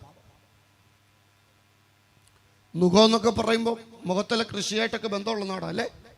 അപ്പോൾ സ്വാഭാവികമായിട്ടും നുഖമൊക്കെ അറിയാമല്ലോ, കാളയൊക്കെ നിയന്ത്രിക്കുന്ന പ്രത്യേക ഉപകരണം. ഇതുപോലെ മനുഷ്യന്റെ കഴുത്തെ കുരുങ്ങിക്കിടക്കുന്ന നുഖമാ അതിക്രമം. അതുകൊണ്ടാണ് ബൈബിൾ പറയുന്നത് അതിക്രമങ്ങളാലും പാപങ്ങളാലും മരിച്ചവരായ നാം. കാരണം എന്താ? ഇത് കയ്യാലല്ല, കാലേലല്ല, ശരീരത്തിലല്ല, ഇത് കുരുങ്ങുന്നത് എവിടാ? കഴുത്തല്ല. ശാസ്ത്രീയ വിശകലനമൊക്കെ പഠിച്ചിട്ടുള്ളവർക്കറിയാം, 1.5 കിലോയിൽ കൂടുതൽ ഭാരം ഒരു മനുഷ്യന്റെ കഴുത്തെ കയറിയാൽ ആ മനുഷ്യൻ മരിക്കും. 2 കാരണങ്ങൾ കൊണ്ടാണ് മരിക്കുന്നത്. ഒന്നുകിൽ സ്പൈനൽ കോഡ് ജാമാകും, അല്ലെങ്കിൽ ശ്വാസം മുട്ടും. 2-ലേത് സംഭവിച്ചാലും എന്ത് ചെയ്യും? മരിക്കും. അപ്പം നൂറ്റാണ്ടുകളായി മനുഷ്യനെ കൊല്ലുന്ന വലിയൊരു നുകമാ പാപം. പാപഭാരത്തിന്റെ എല്ലാ തിക്തഫലങ്ങളും അനുഭവിച്ച് ഒതുങ്ങപ്പെട്ടുപോയ മനുഷ്യന് സ്വാതന്ത്ര്യം നൽകുവാനായിട്ടാണ് കാൽവറിയുടെ കുലമരത്തിൽ നമ്മുടെ കർത്താവായ യേശു നമുക്കൊരു പകരക്കാരനായി മരിച്ചത്. യേശുവിന്റെ പാപപരിഹാര മരണത്തെ നിങ്ങൾ അറിയണമെങ്കിൽ പാപത്തിന്റെ ഗൗരവമായ അപകടത്തെ നിങ്ങൾ തിരിച്ചറിയണം. എന്താ പാപം? What's the meaning of sin? പാപം എന്ന് പറഞ്ഞാൽ അതിന്റെ അർത്ഥം എന്താ? ഹട്ട, ഹമാത്രിയ എന്നൊക്കെ പറയുന്ന വാക്കുകളാ ഇതിന്റെ മൂലപദമായി ഉപയോഗിക്കപ്പെടുന്നത്. മിസ്സിംഗ് ദ മാർക്ക്, വരതെറ്റുക. ഈ കിളിത്തട്ടൊക്കെ കളിച്ചിട്ടുള്ളവർക്കറിയാം, വരതെറ്റിയ ഫൗള അല്ലേ? അതുപോലെ വരതെറ്റുന്നതാ പാപം. മനുഷ്യന് സംഭവിച്ചതാ. ദൈവത്തിന്റെ സൃഷ്ടിയുടെ മണിമകുടമായിട്ട് ദൈവനെ സൃഷ്ടിച്ച് ദൈവത്തിന്റെ തോട്ടമായ ഏദനിൽ അവനെ ആക്കി. ഏദനിലായിരുന്ന മനുഷ്യന് ദൈവം കുറെ ഉത്തരവാദിത്തങ്ങൾ കൊടുക്കുക. ഉൽപ്പത്തി 3-ാം അധ്യായത്തിന്റെ 7 മുതലുള്ള വാക്യങ്ങൾ പഠിക്കുമ്പോൾ ഉത്തരവാദിത്തങ്ങളിൽ പരാജയപ്പെട്ട മനുഷ്യൻ തന്റെ പരാജയം മറയ്ക്കാനായിട്ട് പോയി ഒളിക്കുക. ഒളിച്ച മനുഷ്യനെ ദൈവം വിളിക്കുക. വിളിക്കുമ്പോൾ അവൻ അവനെ തന്നെ ന്യായീകരിക്കുക. ന്യായീകരിക്കുന്ന മനുഷ്യനോട് ദൈവം ചോദിക്കുക, നീ ഒളിച്ചിരിക്കാൻ ഒരു സാധ്യതയെ ഞാൻ കാണുന്നുള്ളൂ. തിന്നരുതെന്ന് ഞാൻ നിന്നോട് പറഞ്ഞ വൃക്ഷത്തിന്റെ ഫലം നീ തിന്നോ. അപ്പൊ മനുഷ്യൻ അതിനെക്കാട്ടി വലിയ ന്യായീകരണം പറഞ്ഞു, എന്റെ കൂടെ ഇരിക്കാനായിട്ട് നീ തന്ന സ്ത്രീ തന്നു, ഞാൻ തിന്നുകയും ചെയ്തു എന്ന് പറഞ്ഞു. യഹോവേ ദൈവ സ്ത്രീയെ വിളിച്ച് ചോദിക്കുക, നീ ചെയ്തത് എന്താ? പുള്ളിക്കാരത്തി ആദാമിനെ കാട്ടി കെമിയ. പുള്ളിക്കാരത്തി പറഞ്ഞു, പാമ്പാ എന്നെ വഞ്ചിച്ചത്, ഞാൻ തിന്നുപോയി. പാമ്പിനെ ദൈവം വിളിച്ചു, പാമ്പേ നീ ചെയ്തത് എന്താന്ന് പാമ്പിനോട് ദൈവം ചോദിച്ചു. ആണോ? അല്ല. ആദമിനോട് ചോദിച്ചെന്നാ പറയുന്നേ, ഹവ്വയോട് ചോദിച്ചെന്നാ പറയുന്നേ. പാമ്പിനോടോ? കൽപ്പിച്ചു. എന്റെ ചോദ്യം, ബൈബിളിൽ മനുഷ്യനോട് മാത്രമേ ചോദിക്കത്തുള്ളൂ? അല്ല. യോനെ വിഴുങ്ങിയ തിമിംഗലമൊക്കെ കൊണ്ട് തീരത്ത് ഛർദ്ദിക്കാൻ കാര്യം തിമിംഗലത്തോടൊക്കെ ദൈവത്തിന് അങ്ങനൊന്നും ഇല്ല. പിന്നെ ഇവിടെ എന്നാ ഒരാളോട് ചോദിക്കണമെങ്കിൽ സ്വാഭാവികമായിട്ടും അവരെ ഒരു ഉത്തരവാദിത്തം ഏൽപ്പിക്കണ്ടായോ? ഇന്ന് രാത്രി ഞാനിവിടെ വരാമെന്ന് ഏറ്റേച്ച് വൈകിയപ്പോൾ ഇവരെല്ലാം മാറി മാറി വിളിച്ചു. ഏതെല്ലാം പാസ്റ്റർമാർ ഇവർക്കറിയാം. പക്ഷെ എൻ്റെ നമ്പറിൽ മാത്രമേ ഇന്ന് വിളിച്ചുള്ളൂ. എൻ്റെ കാര്യം ഞാനാ വരാമെന്ന് പറഞ്ഞേ. അപ്പം ഒരാളോട് ആദമിനോട് ചോദിക്കാൻ കാര്യം, ആദമിനെ ദൈവം ഏതേൻ തോട്ടത്തിൽ എന്തേൽപ്പിച്ചിട്ടുണ്ട്? ഉത്തരവാദിത്തം ഏൽപ്പിച്ചിട്ടുണ്ട്. ഹവ്വയോട് ചോദിക്കാൻ കാര്യം, ഹവ്വയെ ദൈവം ഏതേൻ തോട്ടത്തിൽ ഉത്തരവാദിത്തം ഏൽപ്പിച്ചിട്ടുണ്ട്. പാമ്പിനോട് ചോദിക്കാൻ എൻ്റെ കാര്യം, പാമ്പിന് പ്രത്യേകിച്ച് ഒരു ഉത്തരവാദിത്വം ദൈവം ഏതേൻ തോട്ടത്തിൽ. അപ്പൊ പാപം എന്താ? That's the meaning of sin. It's a failure of commitments. That is sin. അത്രയേ ഉള്ളൂ പാപം. ഉത്തരവാദിത്തങ്ങളിലെ പരാജയമാണെന്ത്? മനസ്സിലായോ? മനസ്സിലായോ? എത്ര പേർക്ക് മനസ്സിലായി? ഒരു കാര്യം, പാപമാകുന്നത് എന്തുമായിട്ടുള്ള ബന്ധത്തില? ഉത്തരവാദിത്തമായിട്ടുള്ള ബന്ധത്തില. ഞാനിവിടെ ഒന്ന് വലിയ തകർപ്പം പ്രസംഗമൊക്കെ പ്രസംഗിച്ചേച്ച് ആ മുഖത്തിൽ ജംഗ്ഷനിലോട്ട് ഇറങ്ങി നിന്ന് ഒരു സിഗരറ്റ് മേടിച്ച് വലിക്കുക എന്ന് വിചാരിച്ചേ. നിങ്ങളത് കണ്ടെന്ന് വിചാരിച്ചു. ഉദാഹരണമാണേ, നിങ്ങളത് കണ്ടെന്ന് വിചാരിച്ചേ. നിങ്ങൾ അപ്പുറത്ത് നിൽക്കുന്നവരോട് പറയുന്നത്, അങ്ങേര് പാപം ചെയ്യുന്നു അല്ലേ? നാട്ടുകാരൻ വലിച്ച പോക, അച്ഛാ ഞാൻ വലിച്ച. മനസ്സിലാവുന്നുണ്ടോ? ഒരു കാര്യം, എടാ നാട്ടുകാരൻ നടത്തിയ വീട്ടുവഴക്ക് നീ നടത്തിയ പാവം ഉണ്ടോ? സ്വത്രം പോയ പോക്കുണ്ടോ? കരണ്ട് പോയതുപോലെ പോയത്, മുഖത്തിൻ്റെ സന്തോഷം പോയല്ലോ എന്നുള്ളത്. അതെനിക്ക് അതിനെക്കാട്ടി സങ്കടം വരുന്നത്. അപ്പൊ ഒരു കാര്യം പാപമായി മാറുന്നത് എപ്പോഴാ? ഉത്തരവാദിത്വവുമായി ബന്ധപ്പെട്ട് വരുമ്പോഴാ. ഒരു ദൈവദാസൻ എന്ന നിലയിൽ എനിക്ക് ദൈവം തന്നിരിക്കുന്ന ഉത്തരവാദിത്തങ്ങളുണ്ട്. ഒരു കുടുംബനാഥൻ എന്ന നിലയിൽ ദൈവം എനിക്ക് തന്നിരിക്കും. അതുകൊണ്ട് തന്നെ ആ സകല മനുഷ്യനും പാപിയാന്ന് ദൈവവചനം പറയുന്നത്. ഏകന്റെ ലംഘന നിമിത്തം മനുഷ്യനുണ്ടായ ഏറ്റവും വലിയ അപകടകരമായ അപക്വത എന്ന് പറയുന്നത് ഏൽപ്പിക്കപ്പെട്ട ഉത്തരവാദിത്തങ്ങളോട് നീതി പുലർത്താൻ അവന് കഴിയാതെ പോയി. അങ്ങനെ പരാജയപ്പെട്ടു നിൽക്കുന്ന മനുഷ്യന്റെ പാപത്തിന്റെ ആ പ്രായശ്ചിത്തത്തിന് വേണ്ടി ഇന്നേക്ക് 2026 വർഷങ്ങൾക്ക് മുമ്പ് കാൽവറിയുടെ കുലമരത്തിൽ കയറിയ ഒരു ധന്യനായ രക്ഷകനെ ഞങ്ങൾ പരിചയപ്പെടുത്തുകയാണ്. അവിടുന്ന് ഒരു കാര്യം വിളംബരം ചെയ്തു. നിങ്ങളുടെ പാപം രക്താംബരം പോലെ കടുംചുമപ്പാണേലും ഹിമം പോലെ ഞാനത് വെളുപ്പിച്ചു തരാം. എന്താ ഈ രക്താംബരം? മധ്യധർണിക്കടലിലെ ഒരു പ്രത്യേകതരം കക്കയാ രക്താംബര കക്ക. ആ കക്ക ആഴത്തിൽ നിന്ന് മുങ്ങിയെടുത്തേച്ച് 160 ഡിഗ്രി സെൽഷ്യസിൽ വെള്ളം തിളപ്പിക്കുമ്പോൾ അതിൻ്റെ പുറന്തോട് പൊട്ടും. ആ പുറന്തോട് പൊട്ടുന്ന കക്കയെടുത്ത് നേരെ തണുത്തുറഞ്ഞ ഐസ് വെള്ളത്തിലേക്ക് ഇടുമ്പോൾ ടെമ്പറേച്ചറിന്റെ വ്യതിയാനത്തിൽ ഒരു ദ്രാവകം അതിൽ നിന്ന് ഊറി വരും. അതിന്റെ പേരാ രക്താംബരമക്ഷി. എന്താ ഈ രക്താംബരമക്ഷിയുടെ പ്രത്യേകത? എൻ്റെ ഈ ഷർട്ടില് രക്താംബരമക്ഷി പെരണ്ടാൽ കത്തിച്ച് കളഞ്ഞാൽ പോലും അതിന്റെ ചാരത്തിനകത്ത് തിളക്കമുണ്ടാവും. ഇവരൊക്കെ എനിക്ക് വളരെ പ്രിയപ്പെട്ടവരും ഞങ്ങളുടെ സഭയുമായി വളരെ അടുത്തു നിൽക്കുന്നവരും പ്രിയ ലതീഷ് പാസ്റ്ററിന്റെ സെൻട്രലിലെ അനുഗ്രഹിതനായ ഒരു ദൈവദാസനുമൊക്കെ. അതുകൊണ്ട് തന്നെ മനുബ്രദറിന്റെ പേരിൽ ഞാൻ പറയാം, അന്നേരം പെട്ടെന്ന് മനസ്സിലായി. എനിക്കിടെ ഒരു അബദ്ധം പറ്റി. നിലമ്പൂർ ഒരു യോഗത്തിൽ പ്രസംഗിക്കാം. പകൽ മുഴുവൻ ആ വണ്ടിയാൽ ട്രെയിനിൽ ഇരുന്നപ്പം വരുന്ന കച്ചവടക്കാരൊക്കെ നമ്മുടെ ബോറടി മാറ്റാനുള്ള ആളുകളാണ്. ഒരു മനുഷ്യൻ പലവട്ടം ഇതിലൂടെ നടന്നിട്ടൊന്നും ഞാൻ അനങ്ങി. ലാസ്റ്റ് അയാൾ വീണ്ടും പറഞ്ഞു, പാസ്റ്റർ, ഏത് പഴകിയ കറയും ഏത് കുഴിത്തുരുമ്പും ഷർട്ടില്ലാതാക്കുന്ന മരുന്നാന്നും പറഞ്ഞൊരു സാധനം കൊണ്ടെത്തു. ഞാൻ കാര്യമായിട്ടൊരെണ്ണം മേടിച്ചേച്ച് വീട്ടിൽ കൊണ്ടുവന്ന് ഭാര്യയുടെ കൈ കൊടുത്തു. ഞാൻ പറഞ്ഞു, നോട്ടീസിലുണ്ട്, അതുപോലെ ചെയ്യാൻ പറഞ്ഞു. അവൾ നോട്ടീസ് ആദ്യം ഉറക്കെ വായിപ്പിച്ചു. 1/2 മണിക്കൂർ ഈ മരുന്ന് പുരട്ടി നനച്ചു വെക്കണം, എന്നിട്ട് സോപ്പ് പൊടിക്കകത്ത് ഇത് കുതിർത്തിടണം, എന്നിട്ട് അലക്കി അയയിടണം. എല്ലാം ചെയ്തു. അലക്കി അയയിട്ട എന്നോട് പറഞ്ഞു, അച്ചാ തുരുമ്പ് പോയി, പക്ഷെ ഒരു വലിയ തുള വന്നിട്ടുണ്ടെന്ന് പറഞ്ഞു. ഇതാ ഈ മനുഷ്യൻ തരുന്നതിൻ്റെ ഒക്കെ ഒരു കുഴപ്പമേ. പക്ഷെ ഇന്ന് രാത്രികാലം ഞങ്ങൾ പറയുക, പൂർണ്ണ മനുഷ്യനായി ഭൂമിയിൽ ജീവിച്ചിട്ട് പാപരഹിതമായ ജീവിതം ഇന്നയോളം എന്നെ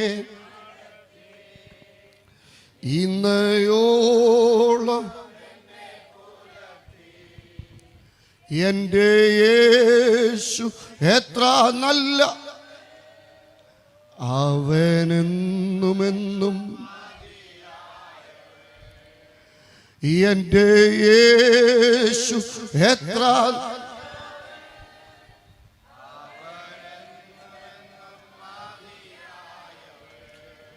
ഉത്തരവാദിത്തങ്ങളിൽ പരാജയപ്പെട്ട മനുഷ്യന് സ്വാതന്ത്ര്യത്തിന്റെ വഴിയാ കാൽവറിയിൽ സമ്മാനിക്കപ്പെട്ടത്. ക്രൂശിലെ ഏറ്റവും ശ്രേഷ്ഠമായ മൊഴിയാ ടെറ്റലസ്റ്റായി, എല്ലാം നിവർത്തിയായി. അർത്ഥം എന്താ? ഏത് പരാജയപ്പെട്ട മനുഷ്യനും പാപമോചനത്തിലുള്ള സകല വഴികളും കാൽവറിയിൽ നിവർത്തീകരിക്കപ്പെടുകയാണ്. നിങ്ങൾ ക്രൂശീകരണത്തെ അറിയാതെ പോകരുത്. ലോകത്തിൽ ഇന്നു വരെ സംഭവിച്ചിട്ടുള്ളതിൽ വെച്ച് ഏറ്റവും ക്രൂരവും ഹീനവും മൃഗീയവുമായ മരണമാണ് ക്രൂശ് മരണം. BC 600 പേർഷ്യൻസ് അത് കണ്ടെത്തിയത്. ഈസ്റ്റേൺ മാസിഡോണിയയിലേക്ക് ക്രൂശീകരണം കൊണ്ടുവന്നത് അലക്സാണ്ടർ. BC 300 റോമക്കാര് അവരുടെ ശിക്ഷാരീതിയായിട്ട് ക്രൂശീകരണം ഏറ്റെടുത്തത്. AD 300 റോമൻ ചക്രവർത്തിയായിരുന്ന കുസ്തന്തീനോസ് അഥവാ കോൺസ്റ്റന്റീന നിയമം മൂലം ക്രൂശീകരണം നിർത്തലാക്കുക. സമൂഹത്തിലെ ക്രൂരന്മാരായ കുറ്റവാളികൾ, ഹീനരായ അടിമകൾ, നീചരായ മനുഷ്യർ, അവർക്ക് വേണ്ടി മാത്രം നൽകുന്ന അപൂർവങ്ങളിൽ അപൂർവമായ ശിക്ഷാരീതിയായിരുന്നു ക്രൂശ് മരണം. 6 മണിക്കൂർ മുതൽ 48 മണിക്കൂർ വരെ നീണ്ടു നിൽക്കുന്ന 3 ഘട്ടങ്ങളായിട്ടുള്ള ശിക്ഷാരീതി. എൻ്റെ പ്രിയപ്പെട്ടവരെ, നിങ്ങൾ അതറിയാതെ പോകരുത്. ക്രൂശീകരണത്തിൻ്റെ ഒന്നാമത്തെ സ്റ്റേജ് എന്ന് പറയുന്നത് വധശിക്ഷയ്ക്ക് വിധിക്കപ്പെട്ട ഒരു പ്രതിയെ ഈ പോഡിയം പോലൊരു കൽത്തൂണിൽ പുറം തിരിച്ച് ബന്ധിച്ചു നിർത്തും. എന്നിട്ട് മല്ലന്മാരായ 2 പടയാളികൾ വന്ന് വലിയ ചാട്ടവാറ് കൊണ്ട് ആ മനുഷ്യന്റെ പെടലി മുതൽ പിഷ്ടഭാഗം വരെ അടിച്ചു പിളർത്തും. ചാട്ടവാറ്, ഈയക്കട്ടകള്, എല്ലും കഷ്ണങ്ങള്, ചൂണ്ടക്കൊളുത്തുകള്, ഇവയാലെല്ലാം രൂപപ്പെടുത്തിയതാണ്. പെടലി മുതൽ അടിച്ചങ്ങോട്ട് പിളർത്തുമ്പോൾ ഉഴവുകാരൻ ഉഴുതുമറിക്കുന്ന കണ്ടം പോലെ ആ മനുഷ്യന്റെ പുറം ഉഴവുചാലായി മാറും. ഗബതയുടെ കൽത്തളത്തിൽ വെച്ച യേശുവിൻ്റെ പുറം അവരടിച്ചു പുലർത്തിയത്. എന്നിട്ട് വലിയ മരക്കുരിശ് കർത്താവിൻ്റെ തോളിലേക്ക് വെക്കുമ്പോൾ അവർ പറഞ്ഞു, ഇവൻ യഹൂദന്മാരുടെ രാജാവാണ്. രാജാവിന് കിരീടം വേണ്ടയോ? കിരീടം ഉണ്ടാക്കി കൊടുത്തു. അത് പൊന്നുകൊണ്ടും തങ്ങും കൊണ്ടും ഒന്നുമല്ല. പാലസ്തീനിൽ മാത്രം കിട്ടുന്ന ഒരു പ്രത്യേകതരം മുള്ളുചെടിയുണ്ട്. അതിൻ്റെ പേര് ക്രൂസര എന്ന്. എന്താ വെച്ചാൽ ഈ ക്രൂസരയുടെ മുള്ളിൻ്റെ പ്രത്യേകത എന്നറിയാമോ? 4 ഇഞ്ച് നീളമാണ് ഓരോ മുള്ളിനും. ഇതിനൊരു പ്രത്യേകതയുണ്ട്. ഉണങ്ങുമ്പം ഈ മുള്ള് ഇരുമ്പിൻ്റെ കരുത്താകും. അങ്ങനെയാണ് അതുകൊണ്ട് മെടഞ്ഞെടുത്ത കിരീടം യേശുവിൻ്റെ തലയിലോട്ട് വെച്ച് ചമ്മട്ടി കൊണ്ട് അതങ്ങോട്ട് അടിച്ചുറപ്പിക്കുമ്പോൾ തലയോട്ടിയുടെ വിവിധ ഭാഗങ്ങളിലൂടെ അത് കിഴിഞ്ഞിറങ്ങുമ്പോൾ മക്കളെ ചരിത്രം പറയുന്നത് യേശുപ്പച്ചൻ്റെ ഒരു കണ്ണൊക്കെ പോയെന്നാണ്. അത് മാത്രമല്ലല്ലോ, 35 വയസ്സ് 33 വയസ്സുള്ള ഒരു യഹൂദ റബി അല്ലേ, റബിമാരെ കണ്ടിട്ടുണ്ട് അല്ലേ? താടിയൊക്കെ ഇത്രയുണ്ട്.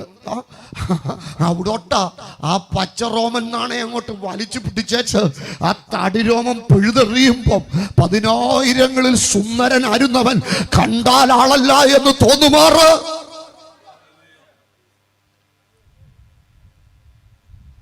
ദിവസം ഈ അടുത്ത സമയത്ത് അടൂരൊരു യോഗത്തിൽ ഞാൻ പ്രസംഗിക്കാൻ വരുക. എൻ്റെ തൊട്ട് 4 വണ്ടിയുടെ മുമ്പിൽ ആ അപകടം. ഞാൻ വണ്ടി പെട്ടെന്ന് ഓരത്ത് നിർത്തി ഇറങ്ങിച്ചെന്നപ്പം എൻ്റെ കൂടെ ഇറങ്ങി വന്നവരെല്ലാം, മുമ്പേ വന്നവരെല്ലാം പറയാം, നോക്കരുതേ നോക്കരുതേ. അച്ഛാ ഞാനും ഒന്നേ നോക്കിയുള്ളൂ. ആ ചെറുപ്പക്കാരൻ്റെ 2 കണ്ണുമൊക്കെ പുറത്തോട്ട് ചാടിക്കണത്തെ അതിങ്ങനെ പെട്ടയ്ക്കുന്നത് കണ്ടപ്പോൾ ഞാൻ മുഖം മറിച്ചു. പിറ്റേ ദിവസത്തെ പത്രത്തിൽ കണ്ടു എന്നെ സുന്ദരനായിരുന്നെന്നറിയാം. 10,000ങ്ങളിൽ സുന്ദരനായ കർത്താവ് ഏറ്റവും വികൃതനായി മാറി കേട്ടോ. എന്തിനാണെന്നറിയാവോ? ഉത്തരവാദിത്വത്തിൽ പരാജയപ്പെട്ട മനുഷ്യന് വേണ്ടി മാത്രം. ഗബതയിൽ നിന്ന് കാൽവറിയിലേക്കുള്ള ആ യാത്ര നിങ്ങളൊന്ന് ശ്രദ്ധിച്ചു. വീണു എഴുന്നേറ്റും പോകുന്ന യേശു, കണ്ടാലാളല്ല എന്ന് തോന്നുമാറ് വികൃതമായ മുഖം, പുറവുഴവ് ജാല് പോലെ നിറപ്പെട്ടിരിക്കും. ആ യാത്ര വേച്ചു പോകുമ്പോൾ ആ യാത്ര അനുധാവനം ചെയ്തൊരു മനുഷ്യനാണ് കുറേനക്കാരനായ ശിമോൻ. ആ ചരിത്രമൊക്കെ ഞാൻ വിടുക. കാൽവറിയിൽ ക്രൂശെത്തി വിരിച്ചിടുന്ന തുണി പോലെ ക്രൂശ് കാൽവറിയിൽ വിരിച്ചിട്ട് മക്കളുമാരെല്ലാം ശ്രദ്ധിക്കണം. എന്നിട്ട് നമ്മുടെ യേശുപ്പച്ചനെ പിടിച്ച് ക്രൂശിലോട്ട് കിടത്തി. യേശുവിൻ്റെ കയ്യിൽ എവിടെ ആണി അടിച്ചെന്ന് നിങ്ങൾക്കറിയാമോ? അല്ല, അവിടെ അല്ല. അങ്കിള് പറയാം, അവിടെ അല്ല.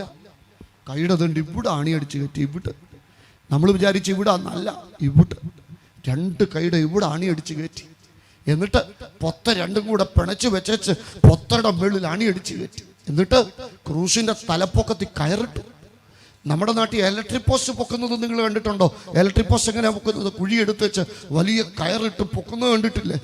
ഇതുപോലെ ഈ ക്രൂശ് ഇങ്ങനെ വലിച്ചു പൊങ്ങുമ്പോൾ ഉണ്ടല്ലോ, ഈ ക്രൂശിന്റെ ചുവടി എന്ന കുഴിയിലോട്ടൊരു വീഴ്ചയുണ്ട്.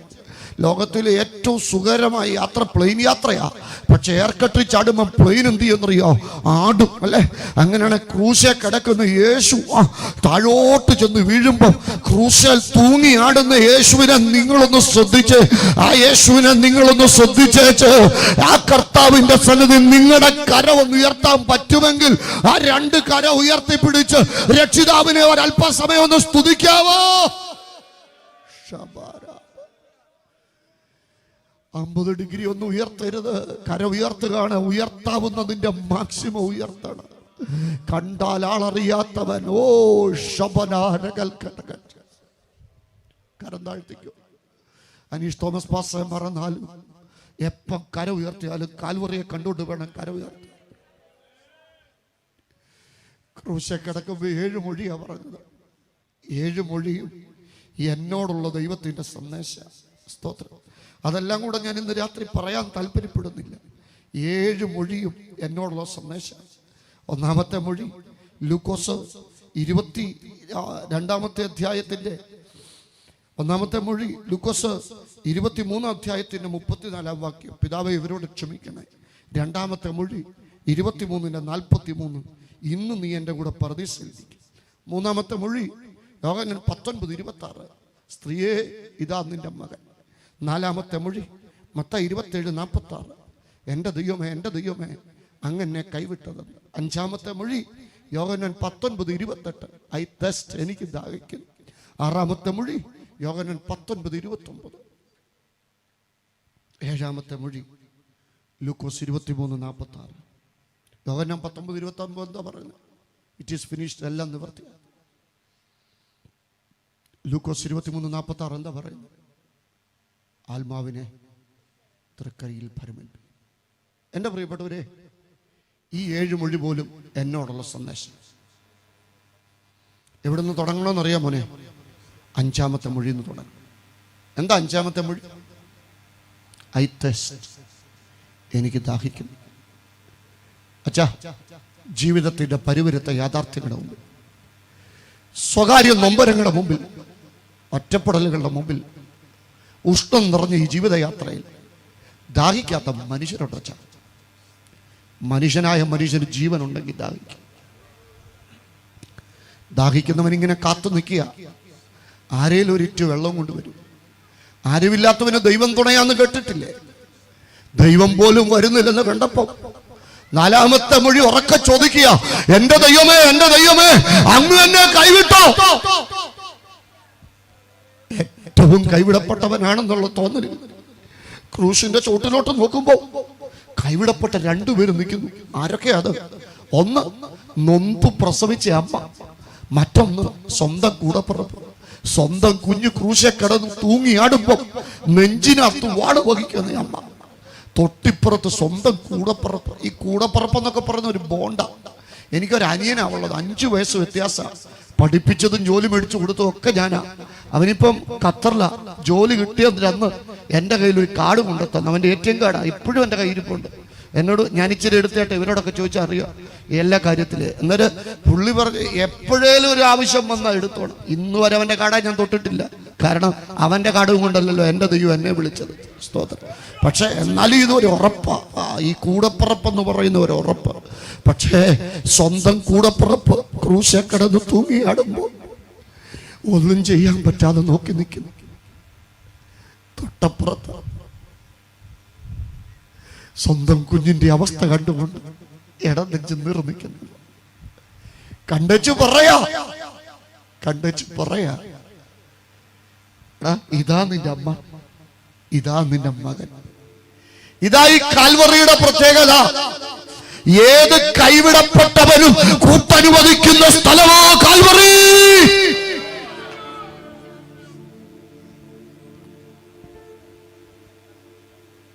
സ്വന്തം കൂടപ്പുറപ്പിന് കൂട്ടനുവദിക്കുന്ന കാൽവറി, ബന്ധങ്ങളെ പുനഃസ്ഥാപിക്കുന്ന കാൽവറി. വാത്സല്യ കർത്തൃദാസൻ സിജോ നന്ദി പറഞ്ഞപ്പോ വാതോരാതെ നന്ദി പോകുന്നത് കണ്ടോ? ഒരു കൂടപ്പുറപ്പിലേക്ക്. അതാ ഈ കാൽവറിയുടെ പ്രത്യേകത. ഏത് കൂടപ്പുറപ്പിനും കൂട്ടനുവദിക്കുന്ന സ്ഥലമാ കാൽവറി. സ്വന്തം കൂടപ്പുറപ്പിന് കൂട്ടനുവദിക്കുന്നത് കണ്ടപ്പോ തൊട്ടപ്പുറത്തിരുന്ന് ഒരുത്തൻ ചോദിക്കുക, കിടന്ന് ഒരുത്തൻ, ഞാൻ താമസിച്ചോ? എനിക്ക് കൂട്ട് കിട്ടുമോ? അപ്പൊ സ്വർഗം പറയാ, യു ആർ നോട്ട് ലൈറ്റ്, നീ താമസിച്ചിട്ടില്ലടാ, ഇന്ന് ഞാൻ നിനക്ക് കൂട്ടു തരും. എവിടാന്നറിയാവോ? ഞാനിരിക്കുന്ന പർദീസേ.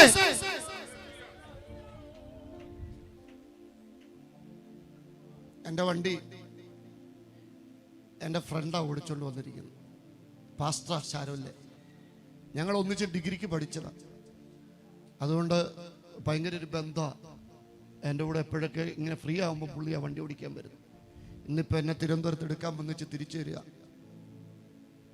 ഞങ്ങൾ 2 പേരേ ഉള്ളൂ. 7 വരെ കയറ്റ അല്ലേ ഹബയിലെ 7 വരെ കയറ്റ. എവിടം വരെ കൊണ്ടുപോകാം? കൂടി വന്ന തിരുവല്ല വരെ. പക്ഷേ കാൽവറി കൊണ്ടുപോകാം. പർദീസയില് എന്താ ഈ പറഞ്ഞതിൻ്റെ അർത്ഥം എന്താന്ന് വല്ല മനസ്സിലാകുന്നുണ്ടോ? മഹാപ്രപഞ്ചത്തിന്റെ വലിപ്പം ഇന്നു വരെ ആരെങ്കിലും കണക്ക് കൂട്ടിയിട്ടുണ്ടോ? ഇല്ല. പക്ഷെ ശാസ്ത്രം പറയുന്നത് 93,000 ബില്യൺ പ്രകാശവർഷം വലിപ്പമാണെന്നാ പറയുന്നത്. ഓരോ ദിവസവും അതിന്റെ വലിപ്പം ഇങ്ങനെ കൂടിക്കൊണ്ടിരിക്കുക. ആ മഹാപ്രപഞ്ചത്തിൽ നമ്മളാകപ്പാടെ കാണുന്നത് സൂര്യനാ അല്ലേ? 8,64,000 മൈൽ പ്രകാശവർഷം വ്യാസത്തിൽ 5,500 ഡിഗ്രി സെൽഷ്യസിൽ തിളച്ചു പറയുന്ന സൂര്യൻ. തൊട്ടപ്പുറത്ത് 3,474 മൈൽ പ്രകാശവർഷം വ്യാസമുള്ള ചന്ദ്രൻ. എണ്ണമറ്റ നക്ഷത്രങ്ങൾ, മിൽക്കി വേ ഗാലക്സി, 1.6 ദശലക്ഷം ഫംഗസുകൾ, 10,000 ഇനം ഉറുമ്പുകൾ, 10,000 ഇനം പക്ഷികൾ, 3 ലക്ഷത്തിനും 4 ലക്ഷത്തിനും പൂച്ചെടികൾ, 4,000-നും 5,000-നും ഇടയിൽ പ്രസവിക്കുന്ന ജീവികൾ. ഇതെല്ലാം ഉളവായത് ഒറ്റ വാക്കിനകത്താ. ഉളവാകട്ടെന്ന ദൈവത്തിന്റെ ഒറ്റ വാക്കിനകത്ത് ഉളവായ സംഗതിയാണ് ഞാൻ ഈ പറഞ്ഞത്. ഇങ്ങനൊരു ദൈവത്തെ സേവിക്കുന്നതിൽ അഭിമാനമുള്ളവർ ഇതിനകത്ത്, അയ്യോ ഞങ്ങൾ ഇന്ന് രാത്രി പ്രസംഗിക്കുന്നത് 5-6 പേര് കൂടി എന്തേലും ഒരു സംഗതി കൊണ്ട് ഉണ്ടാക്കി എവിടെയും കൊണ്ട് വെച്ചിരിക്കുന്ന ഒരു അപ്പൂപ്പൻ ദൈവത്തെ അല്ല. ഉളവാകട്ടെന്നൊരു വാക്കിനകത്ത് ഈ മഹാപ്രപഞ്ചത്തെ ഉളവാക്കിയ മഹാദൈവം. ഈ ദൈവം സൃഷ്ടിച്ച പ്രപഞ്ചത്തിൽ ഭൂമിയുടെ തൊട്ടടുത്ത് നിൽക്കുന്ന സൂര്യൻ, ഭൂമിയിൽ നിന്ന് സൂര്യനിലേക്കുള്ള അകലം 9.5 കോടി കിലോമീറ്റർ. 9.5 കോടി കിലോമീറ്റർ. തൊട്ടപ്പുറത്ത് നിൽക്കുന്നത് പ്രോക്സിമ സെഞ്ചുറി. എത്ര ദൂരം? 4.25 ദശലക്ഷം പ്രകാശവർഷം അപ്പുറത്ത്. പിന്നെ എണ്ണമറ്റ നക്ഷത്രങ്ങൾ, മിൽക്കി വേ ഗാലക്സി, നീലാകാശം, ഇതെല്ലാം താണ്ടി വേണം പർദീസയെ ചെല്ലാൻ. ഇന്ന് ലോകത്തിലുള്ളതിൽ ഏറ്റവും സ്പീഡുള്ള വാഹനം ലംബോർഗിനി അല്ല. ഇന്ന് ലോകത്തിലുള്ളതിൽ ഏറ്റവും സ്പീഡുള്ള വാഹനം സ്പേസ് ഷട്ടിലാ. എന്താ സ്പേസ് ഷട്ടിലിന്റെ പ്രത്യേകത? ഭൂമിയുടെ ഭ്രമണപഥത്തിൽ 175 മുതൽ 600 കിലോമീറ്ററിനകത്ത് മനുഷ്യൻ ചിട്ടപ്പെടുത്തിയ സംവിധാനമാണ് സ്പേസ്. ആ സ്പേസിലേക്ക് മനുഷ്യനെ കൊണ്ടുപോവുകയും കൊണ്ടുവരികയും ചെയ്യുന്ന വാഹനത്തിന്റെ പേരാണ് സ്പേസ് ഷട്ടിൽ. സ്പേസ് ഷട്ടിലിന്റെ സ്പീഡ് എത്ര? 17,000 മുതൽ 27,000 കിലോമീറ്റർ വേഗത്തിൽ പോകുന്നതാ സ്പേസ് ഷട്ടിൽ.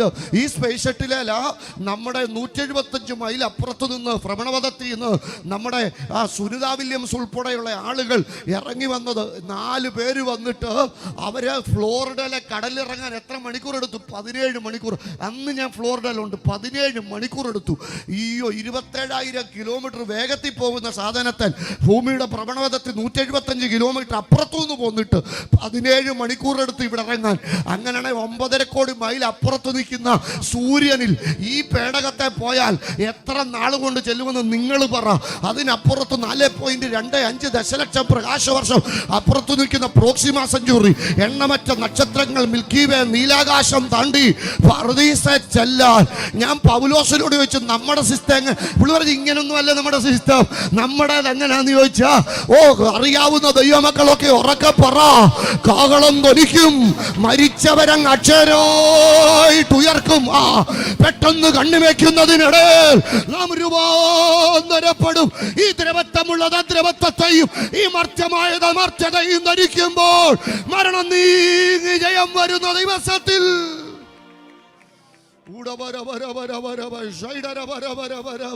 പ്രത്യാശയുള്ള ദൈവമക്കളൊക്കെ എങ്ങനൊക്കെ ദൈവത്തെ സ്തുതിക്കാവോ അങ്ങനൊക്കെ ഇന്ന് രാത്രി ദൈവത്തെ സ്തുതിച്ചോ. ഇത് തന്നെയാണ് ഞങ്ങൾ ഇന്ന് രാത്രി പറയുന്നത്. ഏതൊരു പാപത്തിന് പരാജയപ്പെട്ട മനുഷ്യ, നിന്റെ നിത്യതാ പ്രവേശത്തിലുള്ള സകല വഴിയും നിനക്ക് വേണ്ടി ഒരുക്കി വെച്ചേച്ച് കാൽവറിയിൽ ഒരു ശബ്ദം മുഴങ്ങുകയോ. തെറ്റലസ്റ്റായി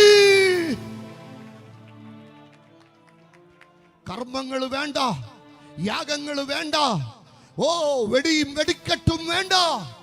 എല്ലാ വഴിയും കാൽവറി പൂർത്തീകരിച്ചിരിക്കുക. അധ്വാനിക്കുന്നവരെ, ഭാരം ചുമക്കുന്നവരെ ഓടിവാ. പാപഭാരത്തിന്റെ കടുന്നുകത്തിന്റെ കടുങ്കട്ടറുക്കാൻ ഇന്ന് രാത്രി ഞങ്ങൾ പ്രസംഗിക്കുന്ന യേശു, അവൻ പാപനുഖത്തിന് മാത്രം മതിയായവനല്ല, രോഗനുഖം കൊണ്ട് ബന്ധിക്കപ്പെട്ട മനുഷ്യ. യേശു പറയാ, 18 വർഷമായി ബന്ധിക്കപ്പെട്ട അബ്രഹാമിന്റെ മകൾ, അവളെ പരിചയപ്പെടുത്തുന്നത് ലൂക്കോസ് 13:16. രോഗം അവളെ ബന്ധിച്ചിരിക്കുക. എല്ലാ രോഗവും ഒരു ബന്ധനമല്ല. രോഗമാണ് വൈദ്യന്മാർക്ക് മനസ്സിലാകും, രോഗമാണ് സ്കാനിങ് വെളിപ്പെടും, രോഗമാണ് മരുന്ന് കഴിച്ചാൽ മാറും. ഇതെല്ലാം ചെയ്തിട്ടും ഒരുമാതിരി പന്തുരുട്ടുന്നത് പോലെ നിന്റെ ശരീരത്തെ ഉരുട്ടിക്കൊണ്ടിരിക്കുന്ന ആ രോഗബന്ധനത്തിന്റെ കെട്ടറുക്ക.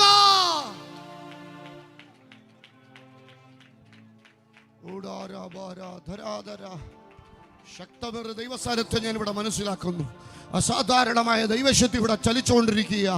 തീജാലക്കത്തെ കണ്ണുള്ളവനായി, മാറത്ത് പൊൻകച്ച കെട്ടിയവനായി, നക്ഷത്രം വലങ്കയിൽ പിടിച്ചവനായി, തേജസ് വാരി ഉടുത്തവനായി, ആരും അടയ്ക്കാതെ വണ്ണം തുറക്കുന്നവനായി, ആരും തുറക്കാതെ വണ്ണം അടയ്ക്കുന്നവനായി, ആരടച്ചാലും തുറക്കുന്നവനായി, രാജാതി രാജാവായി, കർത്താതി കർത്താവായി, ഏകനായി മഹാത്ഭുതങ്ങളെ ചെയ്യാൻ ഇന്ന് രാത്രി നമ്മുടെ കർത്താവ് നമ്മുടെ നടുവിൽ എഴുന്നള്ളി വന്നിരിക്കുമ്പോൾ അവന്റെ സാന്നിധ്യം അറിയുന്ന ദൈവമക്കൾ അവന് സ്തുതി കൊടുക്കോ.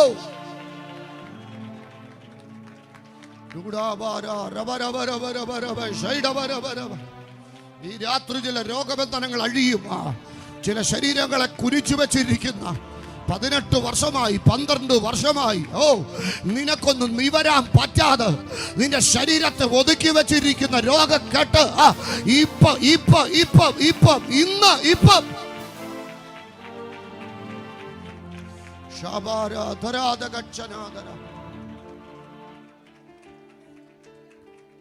കാലത്തെ പഠിച്ച മനുഷ്യനെ സഭാപ്രസംഗി 1-2 കാലത്തെ അല്ല 28 കാലത്തെ അദ്ദേഹം പഠിച്ചു.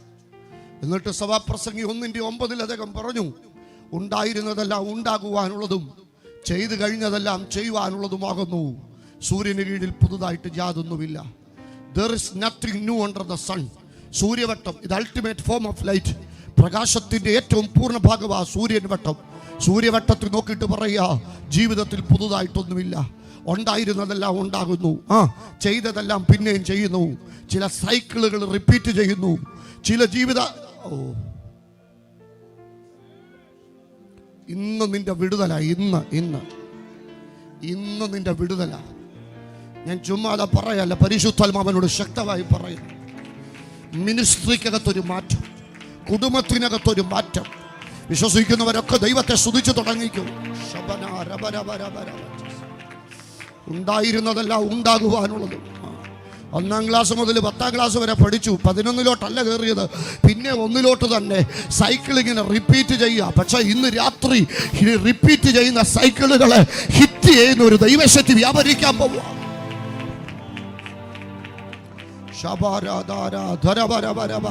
കൃപ പ്രാപിച്ച ദൈവമക്കൾ ഉറക്കെ പറ, പണ്ടുള്ളതിനെ ഓർക്കണ്ട, മുമ്പുള്ളതിനെ നിരൂപിക്കണ്ട, പുതിയതൊന്ന് ദൈവം ചെയ്യാൻ പോവുക. ഇന്ന് രാത്രി അത് സംഭവിക്കാം. വിശ്വസിച്ച് ദൈവത്തെ സ്തുതിച്ചോ. വിശ്വസിക്കുന്നവരാൽ ഈ അടയാളങ്ങൾ നടക്കുക. ഇത് പെന്തിക്കോസുകാരുടെ യോഗമല്ലേ? ഈ യോഗത്തിൽ നാം അനുഭവിക്കുന്ന ദൈവ സാന്നിധ്യമില്ലേ? അതിനോട് പ്രതികരിക്കാം.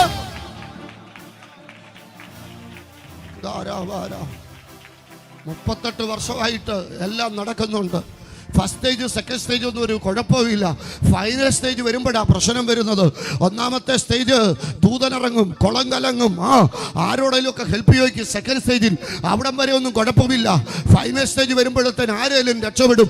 ഇവനത് കണ്ടോണ്ടിരിക്കും. നീ പലരും രക്ഷപ്പെടുന്നത് കണ്ടു, നീ മാത്രം രക്ഷപ്പെട്ടിട്ടില്ല.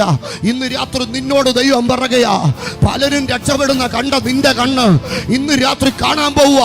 ചോദിക്കുന്നതിലും നനയ്ക്കുന്നതിലും അത്യന്തം വരാമാരാൽ നിന്റെ വീടിനകത്ത് ദൈവം ചെയ്യുന്ന ഒരത്ഭുതം. 12 വർഷമായിട്ട് കൂനിയിരിക്കുന്ന സ്ത്രീ പറയുക, 18 വർഷമായിട്ട് കൂനിയിരിക്കുന്ന സ്ത്രീ പറയുക, എനിക്കിനി ഉയർച്ച കാണാൻ പറ്റത്തില്ല. എൻ്റെ കണ്ണ് താഴ്ച കാണാനുള്ള കണ്ണാ. എൻ്റെ കണ്ണുകൊണ്ട് ഞാൻ ഉയർച്ച കാണത്തില്ല. ഒത്തിരി ദുർമരണം കണ്ട, ഒത്തിരി ആത്മഹത്യ കണ്ട, ഒത്തിരി കുടുംബത്തകർച്ച കണ്ട, ഒത്തിരി പരാജയം കണ്ട. നിന്റെ ജീവിതത്തെ നോക്കിക്കൊണ്ട് നീ തന്നെ പറയാ, ഇതുപോലൊരു ശപിക്കപ്പെട്ട ജന്മം എനിക്ക് ഉയർച്ച. ഇന്ന് രാത്രി ഞാൻ നിന്നോടാ സംസാരിക്കുന്നത്.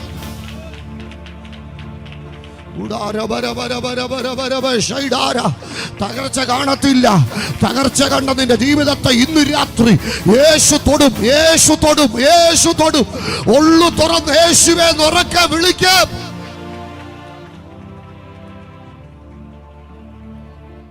മതനിയമങ്ങളുടെ ഒക്കെ ബന്ധനമുണ്ട്. ആഭിചാരവും മന്ത്രവാദവും ഒക്കെ ഭയങ്കര. അതിനെക്കുറിച്ചൊക്കെ മത്തായി 23:4 അപ്പോസ്തലപ്രവൃത്തി 15:10 ഒക്കെ പറയുന്നുണ്ട്.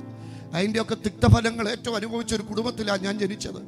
എൻ്റെ അപ്പൻ്റെ ജ്യേഷ്ഠൻ 8-ാമത്തെ വയസ്സിൽ ആടിനെ വളർത്തി സ്വർണ്ണമാല കഴുത്തിട്ട മനുഷ്യനാണ്. അന്നേരം കഴിവെന്താന്ന് ഓർത്തോണം, 8-ാമത്തെ വയസ്സിൽ ആടിനെ വളർത്തി സ്വർണ്ണമാല കഴുത്തിട്ടു. 9-ാമത്തെ വയസ്സിൽ തളർന്നുപോയി. അങ്ങനെ തളർന്നു കിടക്കുമ്പോൾ അപ്പച്ചൻ്റെ പങ്ക് ബിസിനസ്സുകാരൻ കേശവുള്ള വന്ന് വെച്ച് പറഞ്ഞു, ഇത് മാത്തുച്ചേട്ടാ ചെയ്തു ദോഷമാ, മരകൃതിയാണ്. അപ്പച്ചൻ പറഞ്ഞറിയത്തില്ല. അങ്ങനെ ഇരിക്കുമ്പോൾ അറിഞ്ഞു കേട്ട് ബന്ധിക്കോസുകാർ വീട്ടിൽ കയറി വന്നു. അവർ പ്രാർത്ഥിച്ചു. അയ്യോ, തളർന്നു കിടന്ന് എൻ്റെ അപ്പയ്യെ ദൈവം എഴുന്നേപ്പിച്ചു. ഇന്ന് 76 വയസ്സുണ്ട്. 4 മലയിൽ അത്തിക്കത്തവർക്ക് തോട്ടമുണ്ട്. എല്ലാ ദിവസവും പുള്ളി ഇവിടെ കയറും. ദൈവം എഴുന്നേപ്പിച്ചാൽ ഇന്ന് രാത്രി യഹോവ കുനിഞ്ഞിരിക്കുന്നവരെ നിവർത്തുന്നു. ഞാൻ ഈ മുഖത്തലയോട് പറയുന്നത്, നിന്റെ മുഖച്ചായ ദൈവം മാറ്റും. എനിക്കറിയാം, പണത്തിന്റെ തള്ളിക്കയറ്റം കൊണ്ട് നടത്തുന്ന ശക്തി പ്രകടനം അല്ല ഈ യോഗം. എങ്ങനെയും 4 പേര് കർത്താവിന്റെ സ്നേഹം അറിഞ്ഞോട്ടൊന്നും കൊണ്ട് നടത്തുന്ന ആത്മാർത്ഥമായ ഒരാഗ്രഹമായി ഈ യോഗം. ചോദിക്കുന്നതിലും നനയ്ക്കുന്നതിലും അത്യന്തപരമായ ഒരു കാര്യം കർത്താവ് ഈ യോഗത്തിനകത്ത് ചെയ്യാൻ പോവുക. അധ്വാനിക്കുന്നവരെ, ഭാരം ചുമക്കുന്നവരെ, നിങ്ങൾ വാ, നിങ്ങളെ ആശ്വസിപ്പിക്കാൻ, നിങ്ങളുടെ സ്ഥിതി മാറ്റാൻ, നിങ്ങളുടെ അവസ്ഥ മാറ്റാൻ. ശബനാര യേശു വിളിക്കുക, യേശു വിളിക്കുക. ഇതിൽ കൂടുതൽ ഞാൻ ഇന്ന് രാത്രി ഒരു വാക്ക് പോലും പ്രസംഗിക്കുന്നില്ല.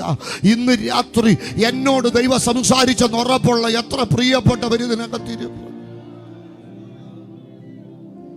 ഏത് പരാജയപ്പെട്ട പാപിക്കും പർദീസ ഒരുക്കും. സ്വർഗോന്നതി വെടിഞ്ഞ് താണ ലോകത്തിലേക്ക് വന്ന ക്രിസ്തു. ലോകമെമ്പാടുമുള്ള ക്രൈസ്തവ സമൂഹം യേശുവിൻ്റെ മരണത്തെ ഒരു ആഘോഷമായി കൊണ്ടാടുന്ന ദിവസങ്ങളായി. പക്ഷേ ഒരു പ്രത്യേക ആത്മനിയോഗം ഉണ്ടായിട്ട് പവർഷനിൽ ഞങ്ങൾ ഒരു പ്രത്യേക ശുശ്രൂഷ ഈ ദിവസങ്ങൾ ചെയ്തുകൊണ്ടിരിക്കുക. ഓശാന മുതൽ ഉയർപ്പ് വരെ എന്നുള്ള ഒരു ക്യാപ്ഷൻ. കർത്താവിൻ്റെ കാൽവറി മരണത്തോടുള്ള ബന്ധത്തിൽ ഓരോ ദിവസവും നടന്നത് എന്താണെന്ന് ഞങ്ങൾ 3-4 ദൈവദാസന്മാരിരുന്ന് ഇങ്ങനെ ചർച്ച ചെയ്യുക. ഈ ദിവസങ്ങളിൽ തിരക്ക് പിടിച്ച യാത്രകളായതുകൊണ്ട് നേരത്തെ തന്നെ ആ ദിവസങ്ങൾ ഷൂട്ട് ചെയ്ത് എല്ലാ ദിവസവും അത് യൂട്യൂബിൽ അപ്ലോഡ് ചെയ്യുന്നുണ്ട്. നിങ്ങൾക്ക് അത് ഈ ദിവസങ്ങളിൽ കാണണം. ഓരോ ദിവസവും എന്താ സംഭവിച്ചതെന്ന് നിങ്ങൾ അറിയണം. ഇന്ന് രാത്രി നിങ്ങൾ മനസ്സിലാക്കുക, പാപിയായ മനുഷ്യൻ്റെ പരാജയപ്പെട്ട പരിസ്ഥിതിയെ മാറ്റാൻ കാൽവറിയിൽ തന്നെത്താൻ അർപ്പിക്കപ്പെട്ട ക്രിസ്തു.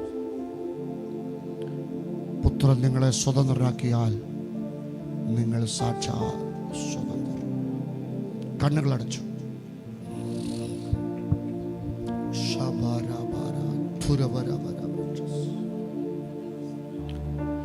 പരാജയപ്പെട്ട പാപിക്ക് കാൽവറി സമ്മാനിക്കുന്ന ഭാഗ്യവാ പർദീസ. ആകസ്മിക മരണങ്ങൾ ആധുനിക ലോകത്തിൽ അനുദിനം പെരുകുക. വൃദ്ധനെന്നും ശിശുവെന്നും ധനവാനെന്നും ദരിദ്രനെന്നും പണ്ഡിതനെന്നും പാമ്പരനെന്നും ഇല്ലാതെ മരണം തൻ്റെ ജൈത്രയാത്ര തുടരുക. ലോകത്തിൽ ജനിച്ച മനുഷ്യർ മരിക്കുന്നതിന് മുമ്പ് മനുഷ്യർ മരണത്തെക്കുറിച്ച് ചിന്തിക്കുന്നു.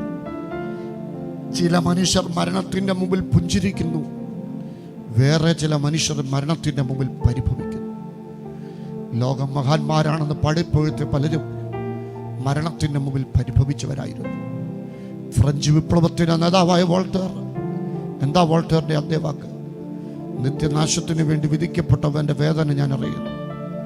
എൻ്റെ നിത്യനാശത്തിൻ്റെയും സ്വർഗത്തിലെ നിത്യതയുടെയും തമ്മിലുള്ള അകലം എത്ര അഗാധമാണ്. മരണത്തെക്കുറിച്ച് ചിന്തിക്കാതിരിക്കാൻ എനിക്ക് മയക്കുമരുന്ന് തരും. ഇംഗ്ലണ്ടിലെ രാഷ്ട്രരക്തമായിരുന്ന തോമസ് ഒക്കോട്ട്, ദൈവമില്ലാത്തവൻ്റെ മരണം എൻ്റെ ശരീരത്തിൽ ഞാൻ അനുഭവിക്കുന്നെന്ന് പറഞ്ഞാൽ മരിച്ചത്. മഹാസമുദ്രത്തെ നോക്കി നീ ഒരു കരയാണെങ്കിൽ നിന്നെ ഞാൻ വെട്ടിപ്പിടിച്ചേനെന്ന് പറഞ്ഞ അലക്സാണ്ടർ പറയുക, ഒന്നുമില്ലാത്തവനായിട്ട് ഞാൻ വന്നു, ഒന്നുമില്ലാത്തവനായിട്ട് ഞാൻ പോകുന്നു. ലോകത്തിലെ മഹാന്മാരൊക്കെ മരണത്തിൻ്റെ മുമ്പിൽ പരിഭവിക്കുക. അതുകൊണ്ട് തന്നെ ആ മഹാനായ ഷേക്സ്പിയർ പറഞ്ഞു, ഭീരുക്കൾ അവരുടെ ജീവിതത്തിൽ വെച്ച് തന്നെ നിരവധി തവണ മരിക്കുന്നു.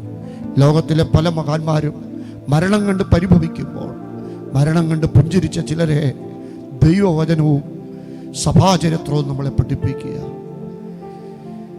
വിശ്വനാഗരികതയുടെ കിളത്തൊട്ടിലെന്ന് വിശേഷിപ്പിക്കുന്ന മെസപ്പൊത്തോമിയുടെ കിഴക്ക് വടക്ക് കൽദയുടെ പട്ടണമായ ഊരിൽ നിന്ന് ദൈവത്തിൻ്റെ ശബ്ദം കേട്ടിറങ്ങി അബ്രഹാം പറയുക, ദൈവം ശില്പിയായി നിർമ്മിച്ചതും അടിസ്ഥാനമിട്ടതുമായൊരു നാട്. ജീസസ്. ഇത് തന്നെയല്ലേ പൗലോസ് പറയുന്ന അപ്രത്യാശ? മൂടുപടം നീങ്ങിയ മുഖത്ത് നമ്മുടെ കർത്താവിൻ്റെ തേജസ്സിനെ കണ്ണാടി പോലെ പ്രതിബിംബിക്കുന്നവരായി നാം എല്ലാവരും ആത്മാവാകുന്ന കർത്താവിൻ്റെ ദാനമായി തേജസ്സിൻ്റെ മേൽ തേജസ് പ്രാപിച്ച് അതേ പ്രതിമയായി രൂപാന്തരപ്പെടും. യഹൂദ സംസ്കാരവുമായിട്ട് വളരെ ബന്ധമുള്ളൊരു വാക്യമാണ്. യഹൂദ വിവാഹവുമായിട്ട് ആ വാക്യത്തിന് ബന്ധമുണ്ട്. യഹൂദ വിവാഹത്തിന് 2 വശങ്ങളാണ്. ഒന്നാമത്തെ ഘട്ടത്തിന് എറൂസിൻ എന്ന് പറയുന്നത്, രണ്ടാമത്തെ ഘട്ടത്തിന് നിസ്യൂൻ എന്നാണ് പറയുന്നത്. എറൂസിൻ എന്ന് പറഞ്ഞാൽ വിവാഹ നിശ്ചയം, നിസ്യൂൻ വിവാഹം. എറൂസിൽ എന്താ സംഭവിക്കുന്നത്? ഒരു പുരുഷൻ തൻ്റെ മണവാട്ടിയെ സ്വീകരിക്കുവാനായിട്ട് അവളെ കാണാനായിട്ട് വരും. അവൻ അധ്വാനിച്ചതിൽ നിന്നൊരു വിഹിതം ദ്രവ്യവും അവൻ്റെ അധ്വാന ഭവനത്തിൽ നിന്നെടുത്ത മുന്തിരിച്ചാറുമായി അവൻ വരികയാണ്. അവിടെ വന്ന് അവളെ കണ്ടിഷ്ടപ്പെട്ടാൽ ആ മുന്തിരിച്ചാറ് അവളുടെ വീടിൻ്റെ ഡൈനിങ് ടേബിളിൻ്റെ മുകളിലേക്ക് അവൻ വയ്ക്കുക. മണവാട്ടി ആരുടെയും സമ്മതമില്ലാതെ അവനോടുള്ള ഇഷ്ടം മുന്തിരിച്ചാർജ് കുടിച്ച് രേഖപ്പെടുത്തുകയാണ്. അപ്പോൾ അവൻ്റെ അധ്വാനത്തിൻ്റെ വിഹിതമായ ദ്രവ്യം എടുത്ത് അവിടെ കയ്യിലേക്ക് കൊടുത്തിട്ട് അവിടെ മുഖത്തേക്ക് ഒരു മൂടുപടം ഇട്ടിട്ട് അവൻ പറയും, നിന്നെ എൻ്റെ മണവാട്ടിയായി ഞാൻ സ്വീകരിക്കുന്നു. നിനക്കും എനിക്കും നമുക്ക് പാർക്കാൻ ഞാനൊരു വീടൊരുക്കാൻ പോകുകയാണ്. എത്രയും താമസമിന വീടിൻ്റെ പണി തീർന്ന് ഞാൻ നിന്നെ ചേർക്കാൻ വരും. മൂടുപടത്തിൻ്റെ കീഴിൽ മണവാളൻ്റെ വരവ് പ്രതീക്ഷിച്ച് കാത്തിരിക്കുന്ന മണവാട്ടി അവക്കറിയാം, എൻ്റെ എറൂസിൻ വിവാഹ നിശ്ചയം കഴിഞ്ഞു, എൻ്റെ നിസ്യൂൻ നടക്കും. എന്നാ മണവാളൻ വരാൻ വൈകുന്നത്? വീട് പണി തീരുന്നതിനപ്പുറത്ത് അവൻ്റെ പിതാവ് അവനെ അനുവദിക്കണം, നീ ചെന്ന് നിന്റെ മണവാട്ടിയെ സ്വീകരിക്കാൻ. ഇന്നല്ലെങ്കിൽ നാളെ പിതാവ് പറയും, നിന്റെ ചുടുരക്തം കൊണ്ട് നീ വീണ്ടെടുത്ത നീ സമ്പാദിച്ച സഭയെ ചേർക്കാനായിട്ട് പറയും. അന്ന് ദൂതന്മാരുടെ കാഹളം മധ്യാകാശത്തിൽ മുഴങ്ങും. അന്ന് കല്ലറകളിലുള്ളവർ അവൻ്റെ സ്വരം കേൾക്കും. ജീവനോടിരിക്കുന്ന ഭക്തന്മാർ രൂപാന്തരപ്പെടും. നിങ്ങൾ ഈ പ്രത്യാശയ്ക്ക് വേണ്ടി ഒരുങ്ങിയിട്ടുണ്ടോ പ്രിയപ്പെട്ടവരെ?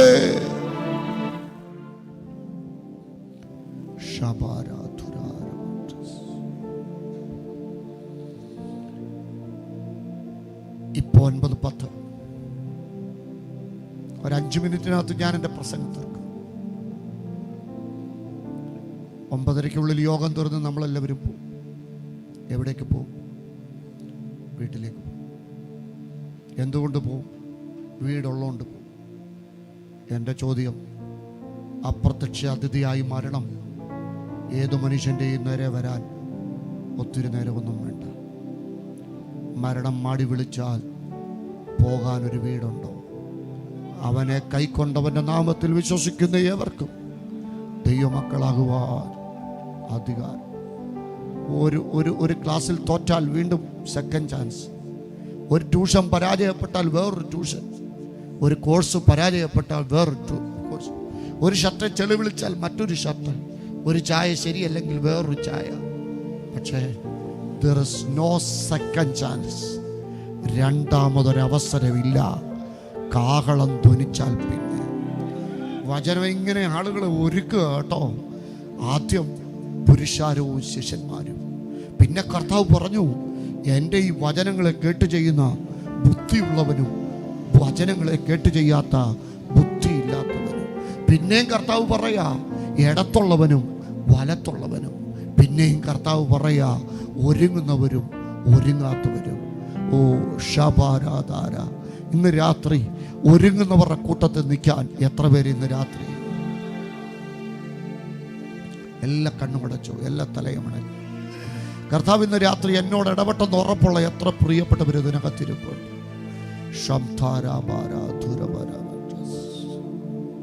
ഒന്ന് സമർപ്പിക്കാവോ? ജീവിതത്തെ ഒന്ന് സമർപ്പിക്കാവോ? കർത്താവേ, അങ്ങയുടെ വരവിൽ കൈവിടപ്പെട്ടു പോകാം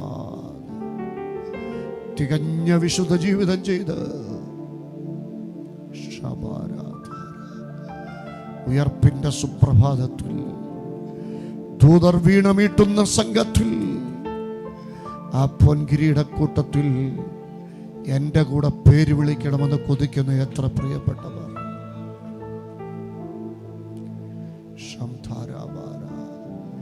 എനിക്കങ്ങ് നിർത്താൻ പറ്റുന്നില്ല, അത്രയ്ക്ക് ശക്തമൊരു ദൈവസ്ഥാനത്ത് ഇവിടെ ഉണ്ട്. ഒരു നിമിഷം ഒന്ന് നിങ്ങളോട് തന്നെ ചോദിച്ചേ, ഒരുങ്ങിയിട്ടുണ്ടോ? വചനം പ്രമാണിച്ചിട്ടുണ്ടോ? ബുദ്ധിയുള്ളവരുടെ കൂട്ടത്തിലാണോ? കൈവിടപ്പെട്ടു പോകുന്നവരുടെ കൂട്ടത്തിലാകുവോ? ഞാൻ കുഞ്ഞുങ്ങളോട് ഉൾപ്പെടെ ചോദിക്കുക, ഈ യേശുവിന് വേണ്ടി ജീവിപ്പാൻ നിങ്ങളിൽ എത്ര പേര് തയ്യാറാ? ഈ യേശുവിന് വേണ്ടി നിങ്ങളെ സമർപ്പിപ്പാൻ നിങ്ങളിൽ എത്ര പേര് തയ്യാറാ? ഒരു നിമിഷം നമുക്ക് ഇരിപ്പിടങ്ങളിൽ നിന്ന് എഴുന്നേറ്റ് നിൽക്കാം. എല്ലാവർക്കും എഴുന്നേറ്റ് നിൽക്കാം.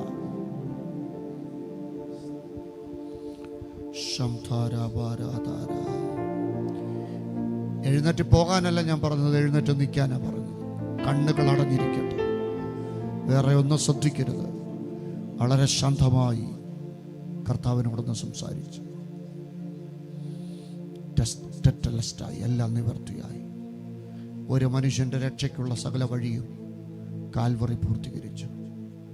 ഇന്ന് രാത്രി ആ ക്രിസ്തുവുമൊത്തുള്ള ഒരു ജീവിതം പൂർണ്ണമായി എനിക്ക് യേശുവുമായിട്ടുള്ള ബന്ധത്തിൽ പോകണം എന്ന് കൊതിയുള്ളവർ മാത്രം ആ രണ്ട് കര ഉയർത്തിപ്പിടിച്ച ഒരല്പസമയം ദൈവത്തോട് സംസാരിച്ചു.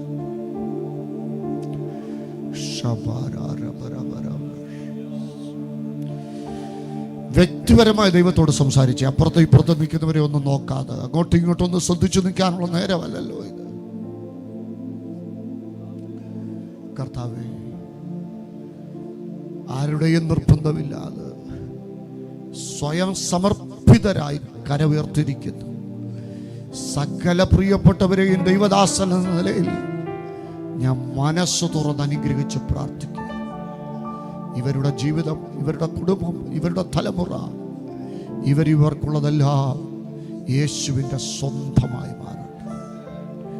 ഞാനിവരെ അനുഗ്രഹിക്കുന്നു യേശുവിൻ നാമത്തിൽ തന്നെ. പ്രാർത്ഥിച്ച് ഞാൻ നിർത്തിയതാ, പക്ഷേ എന്നെ ദൈവം സമ്മതിക്കുന്നില്ല. ഒരു വ്യക്തിപരമായ പ്രാർത്ഥന ആവശ്യമുള്ളവരുണ്ടെങ്കിൽ വേഗം മുന്നിലോട്ട് വാ. യോഗം കഴിഞ്ഞ് ഞാൻ നിൽക്കത്തില്ല. ഞാൻ പറഞ്ഞല്ലോ, വെളുപ്പിന് 7 മണിക്ക് എനിക്ക് പോയിട്ട് 10 മണിക്ക് അവിടെ ചെന്ന് പ്രസംഗിക്കണം. അതുകൊണ്ട് യോഗം തീരുന്നതിന് മുമ്പ് ഞാൻ പോകും. പക്ഷെ പ്രാർത്ഥിക്കാതെ പോകാൻ എനിക്ക് പറ്റത്തില്ല. നിർബന്ധമൊന്നുമില്ല. നിങ്ങൾക്ക് വേണ്ടി പ്രാർത്ഥിക്കണമെന്നുള്ളവരുണ്ടെങ്കിൽ ഈ പാട്ട് പാടുന്ന സമയത്ത് വേഗം മുന്നോട്ട് വാ. നിങ്ങൾക്ക് വേണ്ടി ഒന്ന് പ്രാർത്ഥിക്കുവാൻ കർത്താവ് എനിക്ക് പ്രേരണ തരുന്നു. ഒതുങ്ങിപ്പോയ ചില ചരിത്രങ്ങളെ ഇന്ന് രാത്രി തൊട്ടു മാറ്റുന്ന ഒരത്ഭുതം കർത്താവ് നിങ്ങൾക്ക് വേണ്ടി ചെയ്യാൻ പോവുകയാണ്. ചേർന്ന് പാടി ദൈവത്തെ സ്തുതിച്ചാട്ട്. പ്രിയനേ, എന്നേശുനായകനേ, എപ്പോൾ വരും?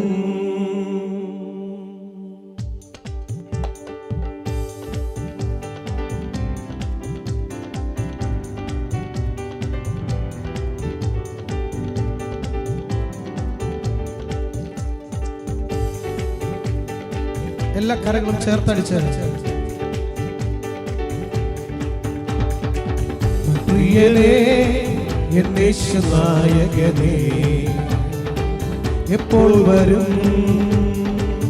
കണ്ണീർ തുടച്ചിടുവാൻ അങ്ങയെ ആശ്ലേഷിപ്പാൻ, എൻ കണ്ണീർ തുടച്ചിടുവാൻ അങ്ങയെ ആശ്ലേഷിപ്പാൻ, എന്നേശുവേ വനമേഘം വന്നിടണേ. എന്നേശുവേ വനമേഘം വന്നിടണേ. മധ്യാകാശേ സ്വർഗീയ ദൂതരുമാ വന്നിടുമ്പോ, മധ്യാകാശേ സ്വർഗീയ ദൂതരുമാ വന്നിടുമ്പോ, എനിക്കായി മുറിവേറ്റതാ അപ്പം മുഖം മുത്തുവാ, എനിക്കായി മുറിവേറ്റതാ അപ്പം മുഖം മുത്തുവാ. വെള്ളത്തിനാ കേടുന്ന വേഴാമൻ പോ വഞ്ചിക്കുന്നേ, വെള്ളത്തിനാ കേടുന്ന വേഴാമൻ പോ വഞ്ചിക്കുന്നേ. വെണ്മവസ്ത്രം ധരിച്ചു എന്ന വിശുദ്ധ സംഗമത്തിൽ, വെണ്മവസ്ത്രം ധരിച്ചു എന്ന വിശുദ്ധ സംഗമത്തിൽ ചേർന്നു നിൻ സവിധേ വന്നു ഹല്ലേലൂയ പാടുവാൻ, ചേർന്നു നിൻ സവിധേ വന്നു പാടുവാൻ ബുദ്ധിയുള്ള നിർമ്മല കന്യകെ ഒരുങ്ങുന്നേ ബുദ്ധിയുള്ള നിർമ്മല കന്യകെ ഒരുങ്ങുന്നേ മൽപ്രിയനേ എന്നേശുനായകനേ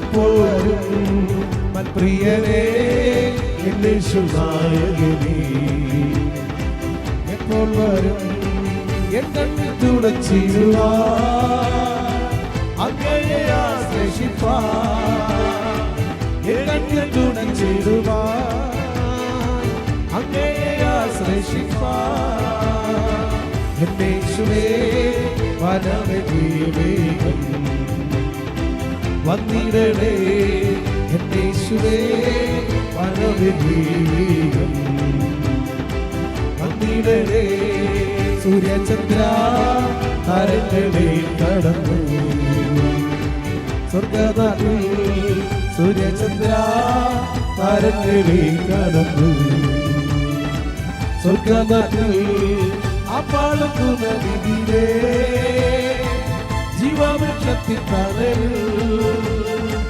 അപ്പാളുന്ന വിധിരേ ജീവവൃക്ഷത്തിൽ തണലിൽ സ്വർഗ വീട്ടിൽ എത്തുവാൻ കൊതിച്ചിടുന്നേ എൻ മണല എൻ സ്വർഗ വീട്ടിൽ എത്തുവാൻ കൊതിച്ചിടുന്നേ എൻ മണല യേശു മണവാളൻ നമ്മെ ചേർക്കുവാൻ മധ്യവാനിൽ വെളിപ്പെടുവാൻ കാലം ആസന്നമായി പ്രിയരേ ഒരുങ്ങാം വിശുദ്ധിയോടെ കാലം ആസന്നമായി പ്രിയരേ ഒരുങ്ങാം വിശുദ്ധിയോടെ ചേരുന്ന വേഗത്തിൽ ഇമ്പവിടതിൽ കാണുന്ന വന്നാളിൽ പ്രിയൻ പൊന്മുഖം ചേരുന്ന വേഗത്തിൽ ഇമ്പവിടതിൽ കാണുന്ന വന്നാളിൽ പ്രിയൻ പൊന്മുഖം യുദ്ധങ്ങളും ക്ഷാമവും ഭൂകമ്പവും അടിക്കടി ഉയർന്നിടുമ്പോ യുദ്ധങ്ങളും ക്ഷാമവും ഭൂകമ്പവും അടിക്കടി ഉയർന്നിടുമ്പോ കാന്തൻ യേശു വരാൻ കാലമാ ഒരുങ്ങാം വിശുദ്ധിയോടെ കാന്തൻ യേശു വരാൻ കാലമാ ഒരുങ്ങാം വിശുദ്ധിയോടെ ചേരുന്ന വേഗത്തിൽ ഇമ്പവിടതിൽ കാണുന്ന വന്നാളിൽ പ്രിയൻ പൊന്മുഖം ചേരുന്ന വേഗത്തിൽ ഇമ്പവിടതിൽ കാണുന്ന വന്നാളിൽ പ്രിയൻ പൊന്മുഖം രോഗദുഃഖങ്ങളും മരണമതും തെല്ലും നീ ഭയപ്പെടാതെ രോഗദുഃഖങ്ങളും മരണമതും തെല്ലും നീ ഭയപ്പെടാതെ ദേഹം മണ്ണോട് ചേർന്നാലും രൂപാന്തരം പ്രാപിക്കും ദേഹം മണ്ണോട് ചേർന്നാലും രൂപാന്തരം പ്രാപിക്കും ചേരുന്ന വേഗത്തിൽ ഇമ്പവിടതിൽ കാണുന്ന വന്നാളിൽ പ്രിയൻ പൊന്മുഖം ചേരുന്ന വേഗത്തിൽ ഇമ്പവിടതിൽ കാണുന്ന വന്നാളിൽ പ്രിയൻ പൊന്മുഖം ഓ ചേരുന്ന വേഗത്തിൽ ഇമ്പവിടതിൽ അപ്രത്യാശ ചേർന്ന് പാടിയതേ ഓ ചേരുന്ന വേഗത്തിൽ ഇമ്പവിടതിൽ കാണുന്ന വന്നാളിൽ പ്രിയൻ പൊന്മുഖം ആമേൻ ചേരുന്ന വേഗത്തിൽ ഇമ്പവിടതിൽ കാണുന്ന വന്നാളിൽ പ്രിയൻ പൊന്മുഖം ഓ ചേരുന്ന വേഗത്തിൽ ഇമ്പവിടതിൽ കാണുന്ന വന്നാളിൽ പ്രിയൻ പൊന്മുഖം ചേരുന്ന വേഗത്തിൽ ഇമ്പവിടതിൽ കാണുന്ന